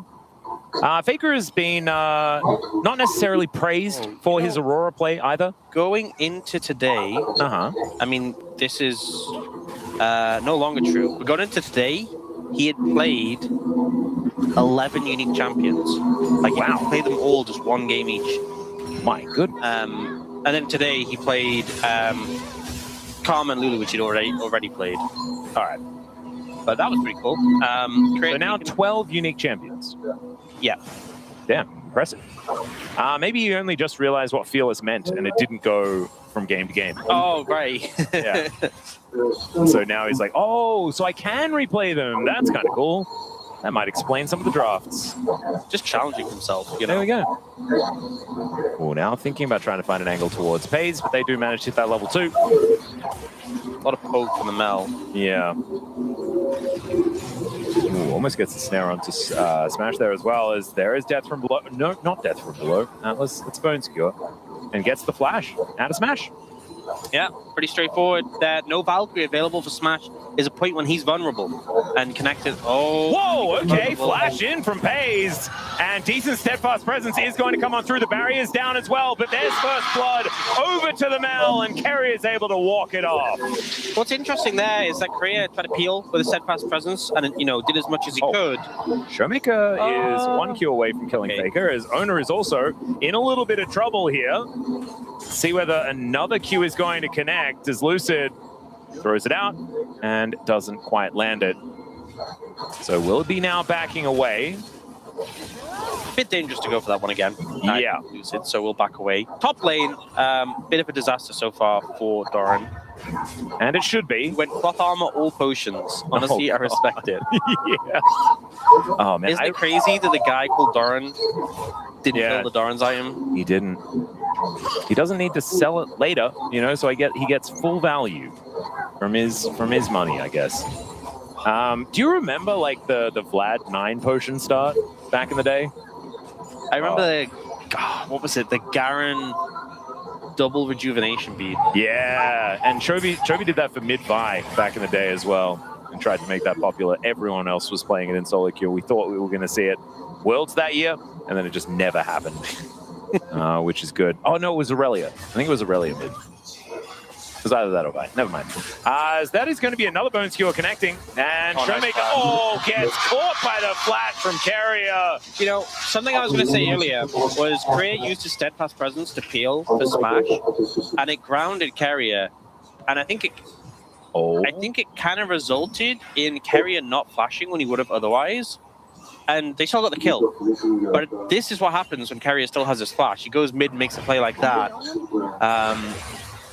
And he's also giving the kills to the rest of his teammates as well. So it's going to make Showmaker's time a whole lot worse. Showmaker was actually having a decent time in the lane against Faker. Yeah. And it is now just kind of doomed, right? He's 600 gold behind down Flash. Faker still has his because Carrier came to his lane and flashed himself. As Owner's also going to be able to take the Raptors. This is going horribly wrong for DK already. So this is our play. This is a great flash route, and then so the steadfast presence comes in, grounds Carrier so he can't flash to secure the kill where he might have otherwise. Maybe not. I don't know. But either way, still saves our summoner. Oh, that sidestep from Sheer doesn't actually matter, but it looked pretty cool. Okay. And Doran going to be able to lock down that kill. Carrier is everywhere. Ping pong Foss Bomb. That was so cool. You missed. You were looking at your notes. You didn't see the ping pong Foss Bomb. I didn't. I was thinking, is it just a guaranteed Carrier POM? Yes. And I think it might be. It could definitely be that. Although game number 2 had a pretty good Faker performance, so we'll see whether Faker can find some more angles in this game. It's like he gets a kill bot lane, goes mid, gets a kill, goes top, gets a kill. Yeah, you can't really get much better than that. It's like looking for a hook, finds hook. Thing is, he sends it out early, because if he gets stunned, it cancels the hook, but he sends it out, so like it's flying as the stun comes in. Just literally does everything right. Yep. And then goes to the top lane, does everything right there as well. Oh my god, it's not great, because it'll lose patience, but they spot that the camp is still up. Well, he just wanted to reassure Doran that it's still there. The Frog Lord was concerned a little bit. Ah, makes sense. Right. Check on them for me, please. Carrier's like, okay, I've got you. Tibbers up and available here for Showmaker. No flash, though, but Korea might be able to deliver an Aurora towards Tibbers' range. I think it's very hard to crack an Aurora. Yeah, Korea learned that as he wanders towards the top side of the map. It's going to be a Corky versus Mel bottom lane matchup. Hopefully Jonah Strong does find the, it does go down towards the bottom lane if there is ever more phosphorus bomb ping pong. So I do think that animation looked fantastic. I think the thing with bot lane is that Mel's just going to be able to one-shot the wave and be very non-interactive. It is less fun. As Tibbers is going to get drawn back there. Oh, and he just walks the 50 gold to Faker? Don't know whether that was the right idea. As Lucid's moving in, Carrier is in a precarious position. Or are DK in a precarious position? As Ona is going to flag and drag in, not able to secure the Raptor, and Lucid does safeguard out. That looked a little dicey for a moment. Kerry was playing a dangerous game there against the terrain with the Poppy, but I guess was ready to dash over the wall if needed. By the way, just a little camp steal from Lucid. They're trying to get set up around the Dragon area. Yeah, there's no extra ping pongs yet. We will keep you updated if we do get another Phos Bomb ping pong. And Carrier is looking to come up and kill Xiu once again. And I think that may just happen as, he realizes there's no way out and he is just going to be taken down. Carrier is just everywhere on this map today. Yeah, I think it's just an easy POM.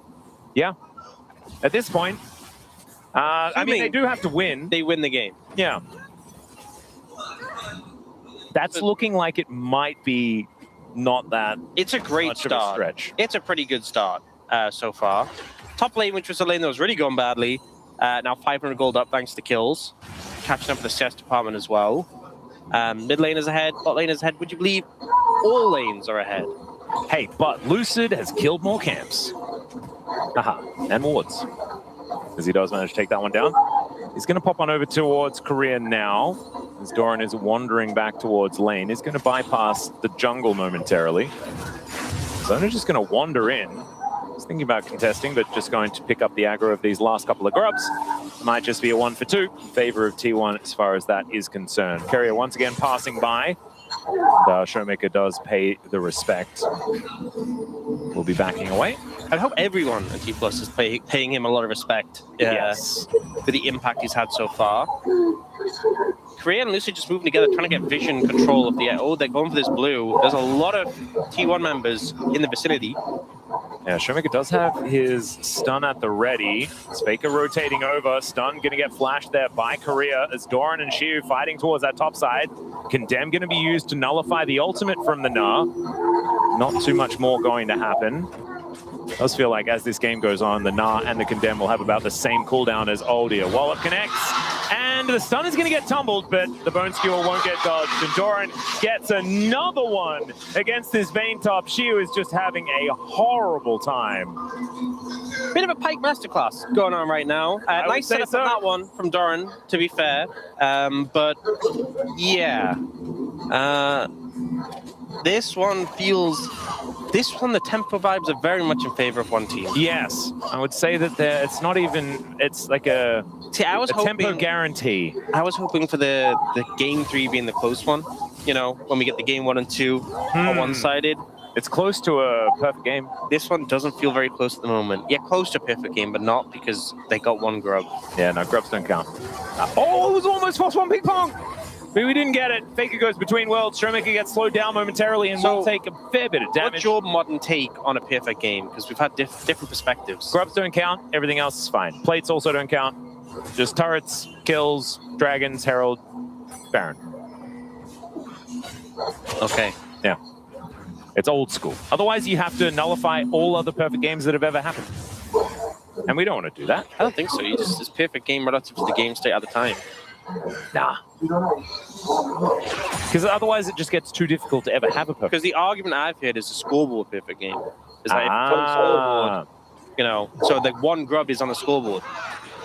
Well, Xiu is going to condemn one and then still just get killed by Carrier again. Oh, never mind. Oh, the flash the death minion from for the level 6. Oh my goodness. Okay, well, just give him the POM. I don't even care if DK wins this game. I'm still giving it to Carrier. I can't give it to anyone. I don't have a vote. As he's going to stun up Korea as he moves in. Faker looking to join the show, though, as the drill doesn't land, but Death from Below is going to connect onto the Annie. And, okay, maybe he's going to get something done, as that was an odd maneuver. A double kill from the grave there from Showmaker. Well, at least we can definitely say it's not a perfect game now. Yes, can confirm. Under anyone's metric. Oh, in the meantime, oh, yes, the Force Bomb ping pong, baby! That was a rocket, to be fair. It was the Force Bomb as well, wasn't it? The Force Bomb didn't get ping pong. What a shame. It was still a rocket ping pong. There was still some ping ponging going on. And having the extra comet there as well just means that there's more things in the sky. The fact it's arcade, quirky, adds to it, I think. Good vibes. Like a game of Pong. I do want to say a huge thank you to the production team for giving us the ping pong regardless, as Lucid does get the kickback, and that will be a dead Doran. So 3 swift kills, one after another for DK. As Carrier is he's not perturbed by dying in the top lane, and will just go and kill Showmaker again, although Korea does come on over. Now Carrier could be in a little bit of trouble between the worlds, as Showmaker 1 auto away from dead and will die. Success once again. Carrier moves into the mid lane, 2, 1, and 6. 100% kill contribution here on the Pyke. A little bit irritating to deal with, I won't lie. I think D+ getting a bit sick of this Pyke. I'm personally wondering what the solo laners of D+, maybe they typed something in old chat, maybe they went to the bathroom between games and said something to Carrier, but it seems like he's angry with them. Yeah. Getting the level up on the minion to get the ult, that was slick. That's revolting. Yeah, Doran is pretty happy with the amount of attention that he's picking up there towards the top side. As Carrier also peeling the rest of his teammates, as Doran is able to just go 1v1 against Showmaker. And does miss the drill, which is, I think, a large reason why multiple people die. Yeah, and here, I think Carrier was just like, they expect one of us in the wreckage. Smash just getting some value out of his Valkyrie here in this bottom lane. But 3.5k gold advantage here at 13.5 minutes into the game. Feels pretty good if you're a T1 fan. And 2-0-1 for Faker. This Aurora is doing fantastically. And this Vayne... Also, the Umbral Glaive and Bloodsong, that first auto is actually going to do so much damage. Yep. And also, you'll never be able to see him coming because he gets to clear out all of the vision forever. There's nothing more annoying than like when a Pyke just like W's up to you and just starts, especially because they all have Hail of Blade, just goes like, just jabs you 3 times. Well, Drake also going to go on over, as I guess there are dragons in this game. Second one going to be a Chemtech, so we're not going to be dealing with Chemtech souls. As Faker going to interrupt it back with a dash cannon. Showmaker is booking it towards his bottom lane. He has ult too, he can definitely stop him again. Yeah, but now Faker could be in a little bit of trouble as he gets stunned up, does get to the other side of the world, but Pyroblast will follow him, and he's just dead. He did stop his recall. Honestly, it's been successful. In terms of what he wanted to achieve, he absolutely achieved it. Just potentially misaligned with some other goals, like maintaining our gold lead. Yeah, living. Yeah. The gold lead is still there. It's just a little smaller than it was previously. As Pays will interrupt Lucid's back. I want to... A lot of recall interruption going on. Yeah, it seems to be... We're trying to battle for the tempo. As this is a bit sad for Korea, but looks pretty good for Carrier, who's done a lot more damage, but also has made a whole bunch more money. I feel like this really doesn't tell the story of just how well he's doing outside of that 100% kill contribution, 8 out of 8. We'll now come over and clear out this Herald Pit, utilizing that Umbral Glaive very nicely. As all right, Korea is going to spot Faker, flash heroic charge to get that stun into the wall. As Showmaker going to be able to layer that CC. Carrier moving up, though. Steadfast presence does come down to the ulti in point blank range. Absolutely beautiful, 1-for-1 so far. As Carrier gets exhausted, but it wasn't quite enough to stop the Poppy from dying. Still, Smash comes over, and remember, Pyke can go from hard carrying the game to just exploding in the blink of an eye very, very quickly. That's very true. A lot of champions on D+ who could just explode it quite comfortably. Also playing Pyke into Poppy.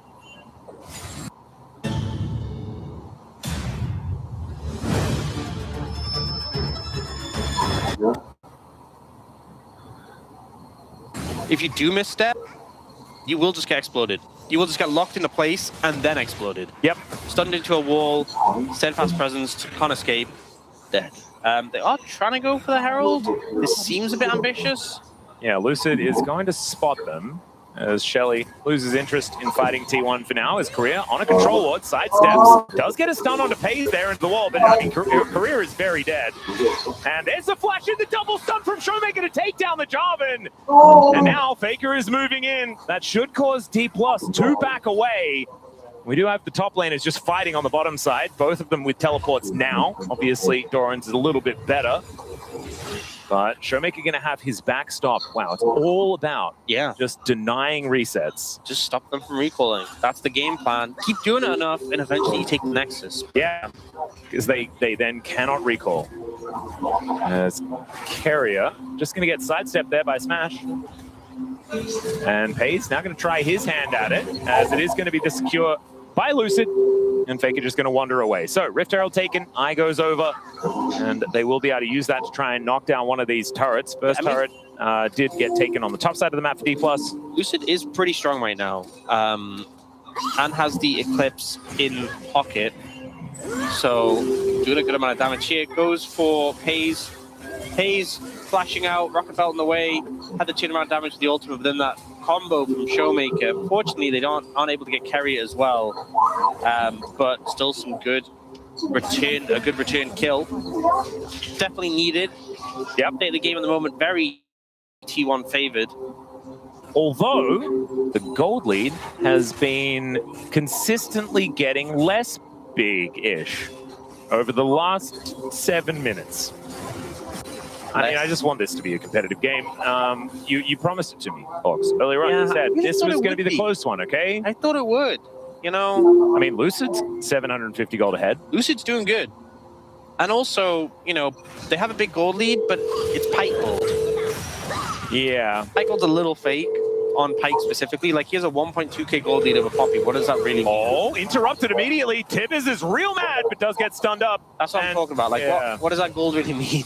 The walk up and get exploded situation is a little bit of a worry. Yeah, so a little dangerous. If he didn't have Merc Treads, by the way, he was dead. Oh, 100%. So, goodbye. Very, very good. Goodbye, as in good B-U-Y, like good purchase. Oh. I wasn't saying goodbye. He's still here. Also, it was good buy carrier. Yeah. It was good buy carrier to buy the item for carrier? Yes. So it was a good buy. He didn't say goodbye. Buy carrier. Because it was good buy carrier to have a goodbye. Yeah. Goodbye. What a language. I do not want to be in this conversation anymore. All right. That's what we've got to, as we need another team fight as the Bone Skewer goes wide, so we're going to get denied. Still, there is a Chemtech Dragon up and available. And Carrier is in the back of the pit, does just skate his way out.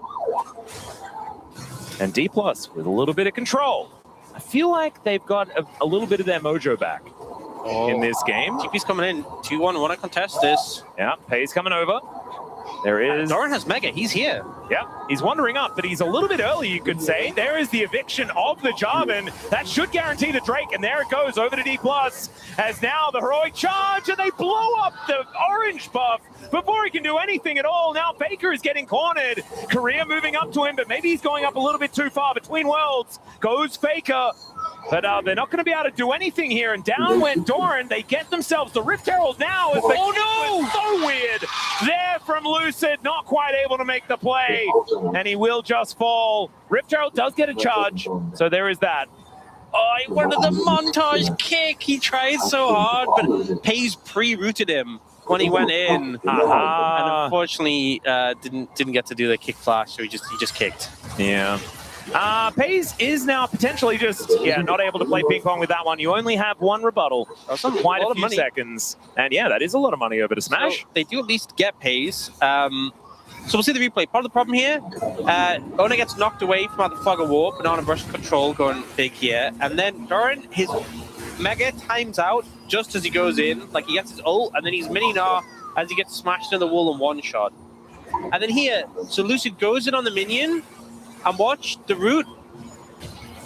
Oh, no. So unfortunate, because obviously you can't kick Flash if he's rooted there. Yeah. Just great from Pays to prevent that, and also very unfortunate for Lucid. Yeah.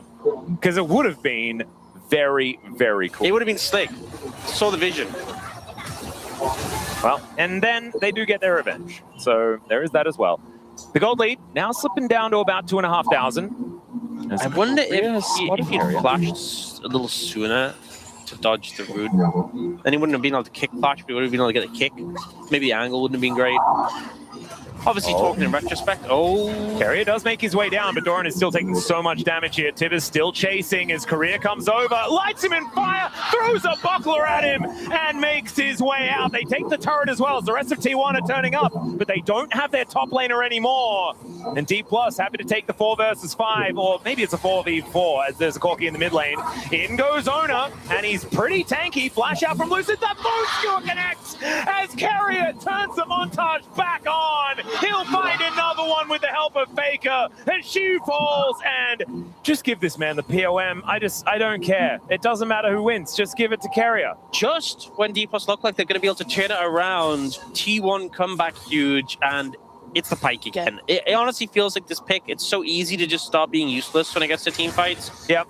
Not in this case. Doran, unfortunately, pinned against the wall, stunned twice in a row, and then, yeah, the flaming buckler to take him out.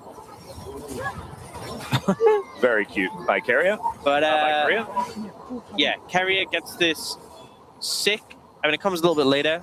They focus damage on a Lucid, but Carrier ends up getting this sick bone skewer into ult. This bone skewer was revolting. Ult's prepped up for it, and then he goes to the E ult to extend it with the flash as well to get the stun on the vein. Hold on. My lord. That was beautifully played. You know what? What? I think Carrier I'm pretty good at Pyke. Huh. Well, the more you know. That's why we come to work every day. Yeah, to learn new things. Learn new things, exactly. Learn new information. We also learned that Rumble and Karma should be banned. Oh, yeah. True. As well. Like, we've learned a lot of things today. The thing is, the gold lead isn't crazy right now still. And again, I mean, it's gone down. 1.4k of it is on the Pyke over the Poppy, which... how much, like, you know, Pyke's always going to have a gold lead. It feels a bit, like, fake, you know? Yeah. There's also a lot of it on Aurora versus Annie, and I feel like Annie will always have a fair bit of value, just in general.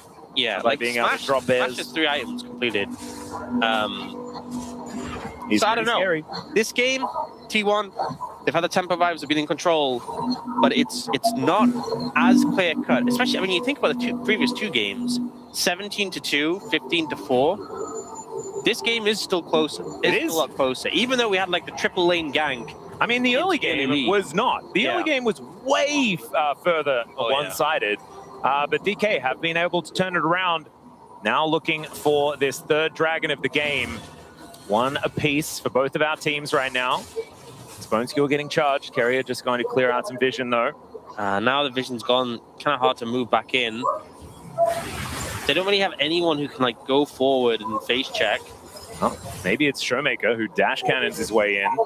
Career as well might be able to look for something as Shiu going down extremely low against Faker, who just gets knocked into the wall. Shiu looking for the angle here, and Faker taken down with the silver bolts. Lucid not even able to come on over there, and the Korean cards, I can hear them in the background. Shoo! As he manages to pick that one up. Carrier, though, looking to try and shut him down. And that he will do immediately. As Flag and Drag, great buffer there from Ona, but Doran doesn't find any joy with the ulti, as the Poppy Copter is just unable to really get off the ground, and now Carrier looking for his next target. Still, Korea is surprisingly tanky, as the Drake is secured here by Lucid. Ona down exceptionally, he lands the Q! How did you connect that? Lucid, you madman! And now Career has taken some head skates to get himself in. Pays looks for the ulti, but doesn't find the damage. And it's Carrier versus the world. Feels like it's been that this whole game long, but this time I don't think the smart money's on him. As D+ somehow find a huge team fight. Yeah, Faker is going to make his way back in. Showmaker just executes Carrier. And Smash with the Valkyrie will be able to get away from the Aurora. So a delayed pseudo-ace in the team fight, I guess, theoretically. I think a big aspect of this was Faker being down at the start of the fight. You know, the two people with gold leads with a Pike, which is kind of fake, and the Aurora. So Aurora... He also condemned him into his own wall so that he'd be back on the other side as Faker dies again, this time just to Lucid. Yeah, him going down twice. Gold lead only 300 now. They're going straight towards Baron. Ona's going to make his way over here, but you're playing into Poppy, and you have no flash. It's going to be so hard to approach right now. Not to mention, there's now a Vayne that's joined in, and this Baron is not going to last another 5 seconds. So Ona is not going to be able to get here in time. That is a guaranteed Baron. No smite even required by Lucid. Yeah, they only used career smite on it in the end. D plus now the goal lead. The first time in this game. Yeah, and they've got a Baron to use as well, trying to get even more money. This ends up being a 4v4 fight, sorry, because the Vayne dies at the start. But I think not having the Aurora is such a big loss. That Sonic Wave was crazy. And then here, just Smash and Showmaker just moving up and free hitting. They take out the knob. Hayes tries to burst, but doesn't quite have the damage. And they're able to finish off all the carries. Oh, so Lucid just hit him with a Q, and Faker didn't have a turret, so he died. Yep, that was enough. It's exactly what you were talking about, right? Aurora, after you've pressed all your buttons, you really are just kind of hopping around, hoping that they don't hurt you. Yeah. Lucid did. Okay, Carrier wants to find an angle towards this Vayne, who is looking way tankier than any Vaynes I've ever seen, as he uses the ulti to try and get in there. Does manage to get the stun down, and Faker picks it up. Carrier can still do it if there's someone isolated in a side lane. The problem is now they're against Baroned up minions that are going to take down an inner turret in that mid lane. Still, the gold lead does swing back towards T1, and that Rebel Baron power play is at like 200, so it's really not much of anything at all. 2-7-2 here for Shiv. He is not having very much fun, although he did manage to win a 1v1, so that was cool. Yeah, the E, ult, flash to get the stun, setting it up for the Aurora. 15-15 in kill score. This game has delivered. It has been the close game we're hoping for. I mean, the gold is completely tied up. It's 2 Drakes to 1.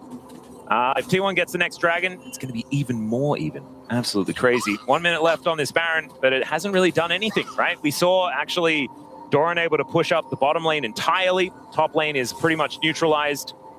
They did get the inner turret in mid, and I believe it was traded relatively well. There's a Pike hiding there. Showmaker is going to dash cannon around him, throws the bear backwards. That was kind of cool. As Ona comes in with the Cataclysm, down goes Carrier as the Annie deals with it, as Faker's also going to get taken out. As Lucid looks for the angle, Pay's doing a lot of work here, does manage to take down the Poppy, but it's a double for Smash. And it's Doran that's throwing back his Yordle Breather and Lucid flashing on top. And the sneaky Demon Hunter is making her way down. She's not required. The Yordle in a plane is going to be enough to deal with it. That's going to be the ace. And D+ still have 20 seconds of Baron to use. Yeah, Smash able just to clean up that fight, crushing T1. They were so focused on getting this pick on a Showmaker, but Showmaker still got good value. Just drop Tibbers on top of the Pike and let the Corki free hit. And I feel like Smash is just so slowly ramped up to be more and more relevant as this game has gone on. So they're trying to fish for Showmaker here. He runs into the minions with the Rocket Belt, so he can't get immediately targeted, drops the Tibbers on a Carrier, gets as much damage off as he can. But it's when Smash joins the fight, like Lucid kills Faker, but just this damage from the Corki immediately annihilates 2 targets. And like Pay's used his ultimate, right? And he got an execute onto a Poppy and the Poppy support. Like, that's the only kill that they managed to find. And that's not enough. You need to have a little bit more impact than that. Yeah, and the problem is I think they're seeing that like one team has this 4.5 item AD carry and the other team doesn't. Yep. And also, Showmaker might be a little girl, but he's also a very big aeroplane. Do you get it? No. He's a 747. Oh. That's the Boeing International plane. Yeah. Quite large. Yeah. Thank you. Although I think they use 777. He's down 90 farm, but you know, he's a big plane. It doesn't matter. He did that on purpose. Yeah. Okay, that's enough of that. Want to buy and ship goods from the US? With My US, it's easy. Start by signing up for your free US address. Then save by shopping your favorite US stores, sales tax free. Send your goods to... I still think that there is a decent chance for T1 if they can get their ducks in a row, find themselves a team fight. The problem is Kerry is going to have to do more of that absolutely insane outplay Pike stuff. I think if they're going to kill Smash, I think he is going to be the focus target from now on. I don't think you can get away with just killing other people for picks, because every time I've seen him go for picks, it has evolved into a full team fight. And as long as Smash is alive, I think you're going to have... I mean, he's so much stronger than he was in the last fight. Like, he's completed IE and the last Whisper since the last fight. He is monstrously strong. He's pretty scary. I do think if they hit him with everything, though, he still dies. If he runs out of health, he also dies. Ah, right. Well, I have to watch out for that. T1 now on the defensive. Stormrazor completed here for Shiu. 3 items done for the Vayne. Does have a slight gold lead as well, but it's mainly Lucid that's really far ahead in this game alongside Smash. And we'll be able to steal away a blue buff. Blue buff pretty valuable when you've got a couple of mages that do want to be carrying team fights. And Ono not going to be able to secure that one for his team. Shiu moving through his jungle. We'll be able to move towards his top side. 30 seconds on the Baron. That's why we see some milling about here from DK. Yep, trying to control the vision, secure it, and just deny any access. And the thing is, there's no wards anywhere close to the Baron. Like, the ideal is you get a window on their reset where you get some deep wards in and, you know, threaten a TP flank or something they don't sweep. There's just nothing. Like, you're going to have to push up mid and then rotate over. That's your only real avenue in this situation. Kerry he is doing some deep warding. He is fishing. Oh, actually avoids all of the vision, but then doesn't avoid the Poppy as he gets slammed into the wall, and Carrier, guys, is very dead. And that's what happens if you get spotted out, as now Ona is trying to deal with Shiu, and he fails the flash over the wall. I think even if he does manage to get that flash, he is still dead. Vayne is very good at hunting down her target. And maybe off the back of those 2 kills, they can break open the base once again here in this mid lane. I don't know whether... Can they push for an end? They can't push for an end, right? Not against Aurora There's Mel. too much wave clear. They can do a lot of damage. You can take 2 inhibitors, though. The Baron is up, so they could move back as... All right, that was fun. Sometimes Korea wants to press his buttons, and that is one of those times. Just a bit of a zoning ult, you know? You said that too nonchalantly. I don't think that's allowed. As Doran is going to usher them out. And Baker's going to recall. There's actually, even though Carrier died, he got the wards down to threaten like a TP flank and see where they're going as they retreat. Shiu does have his on vision now, and they will have...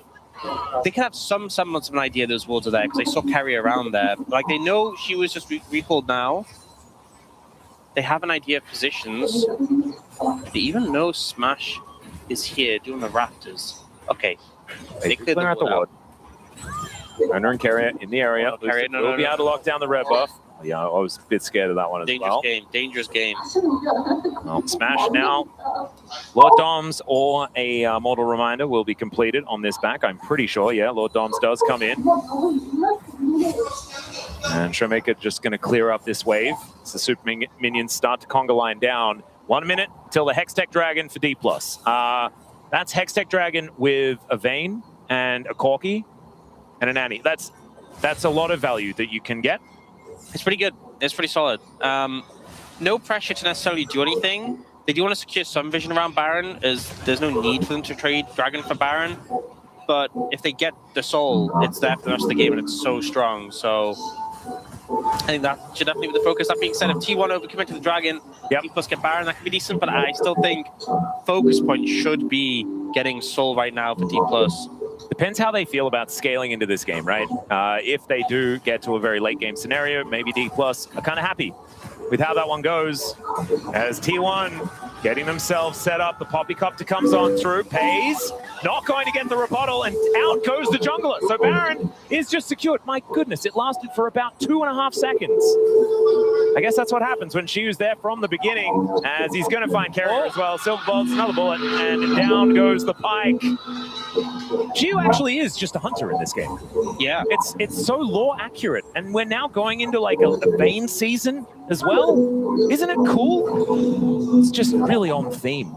Wonder whether they did some sort of agreement for this headline match. Yeah, he's actually just going to be able to grab this inhibitor. That's 2 of them down. Pays is teleporting back, so might be able to take out the wave, but it's Baroned minions, so it's more difficult to take down. Doran will now turn up as Smash is also here. Owner's going to get hit with a bear, though, and as an Australian, I know how bad that can get. As Shu, final hour comes in, flashes out of the way, but he is still in a lot of trouble. Oh my God, Smash! Massive amounts of damage, picks up the triple, and that is all she wrote. D+ will be taking down T1 in 3 games and continue their winning streak. I think with the manner in which they took down Gen G, they challenged KT, I don't think this outcome is a huge surprise, but it just shows the leveling up that D+ has went through. Yeah, and also the tenacity that they have, the ability to bounce back, to lose a game and then retain form, because they have been a team prone to tilt in the past. And I say continue the winning streak, I mean just against T1 because of taking them down in that last best of 5. Now being able to bring that forward here into the LCK regular season. Geo was one of the most dangerous 2-7-2 Vaynes that I've seen in a very long time.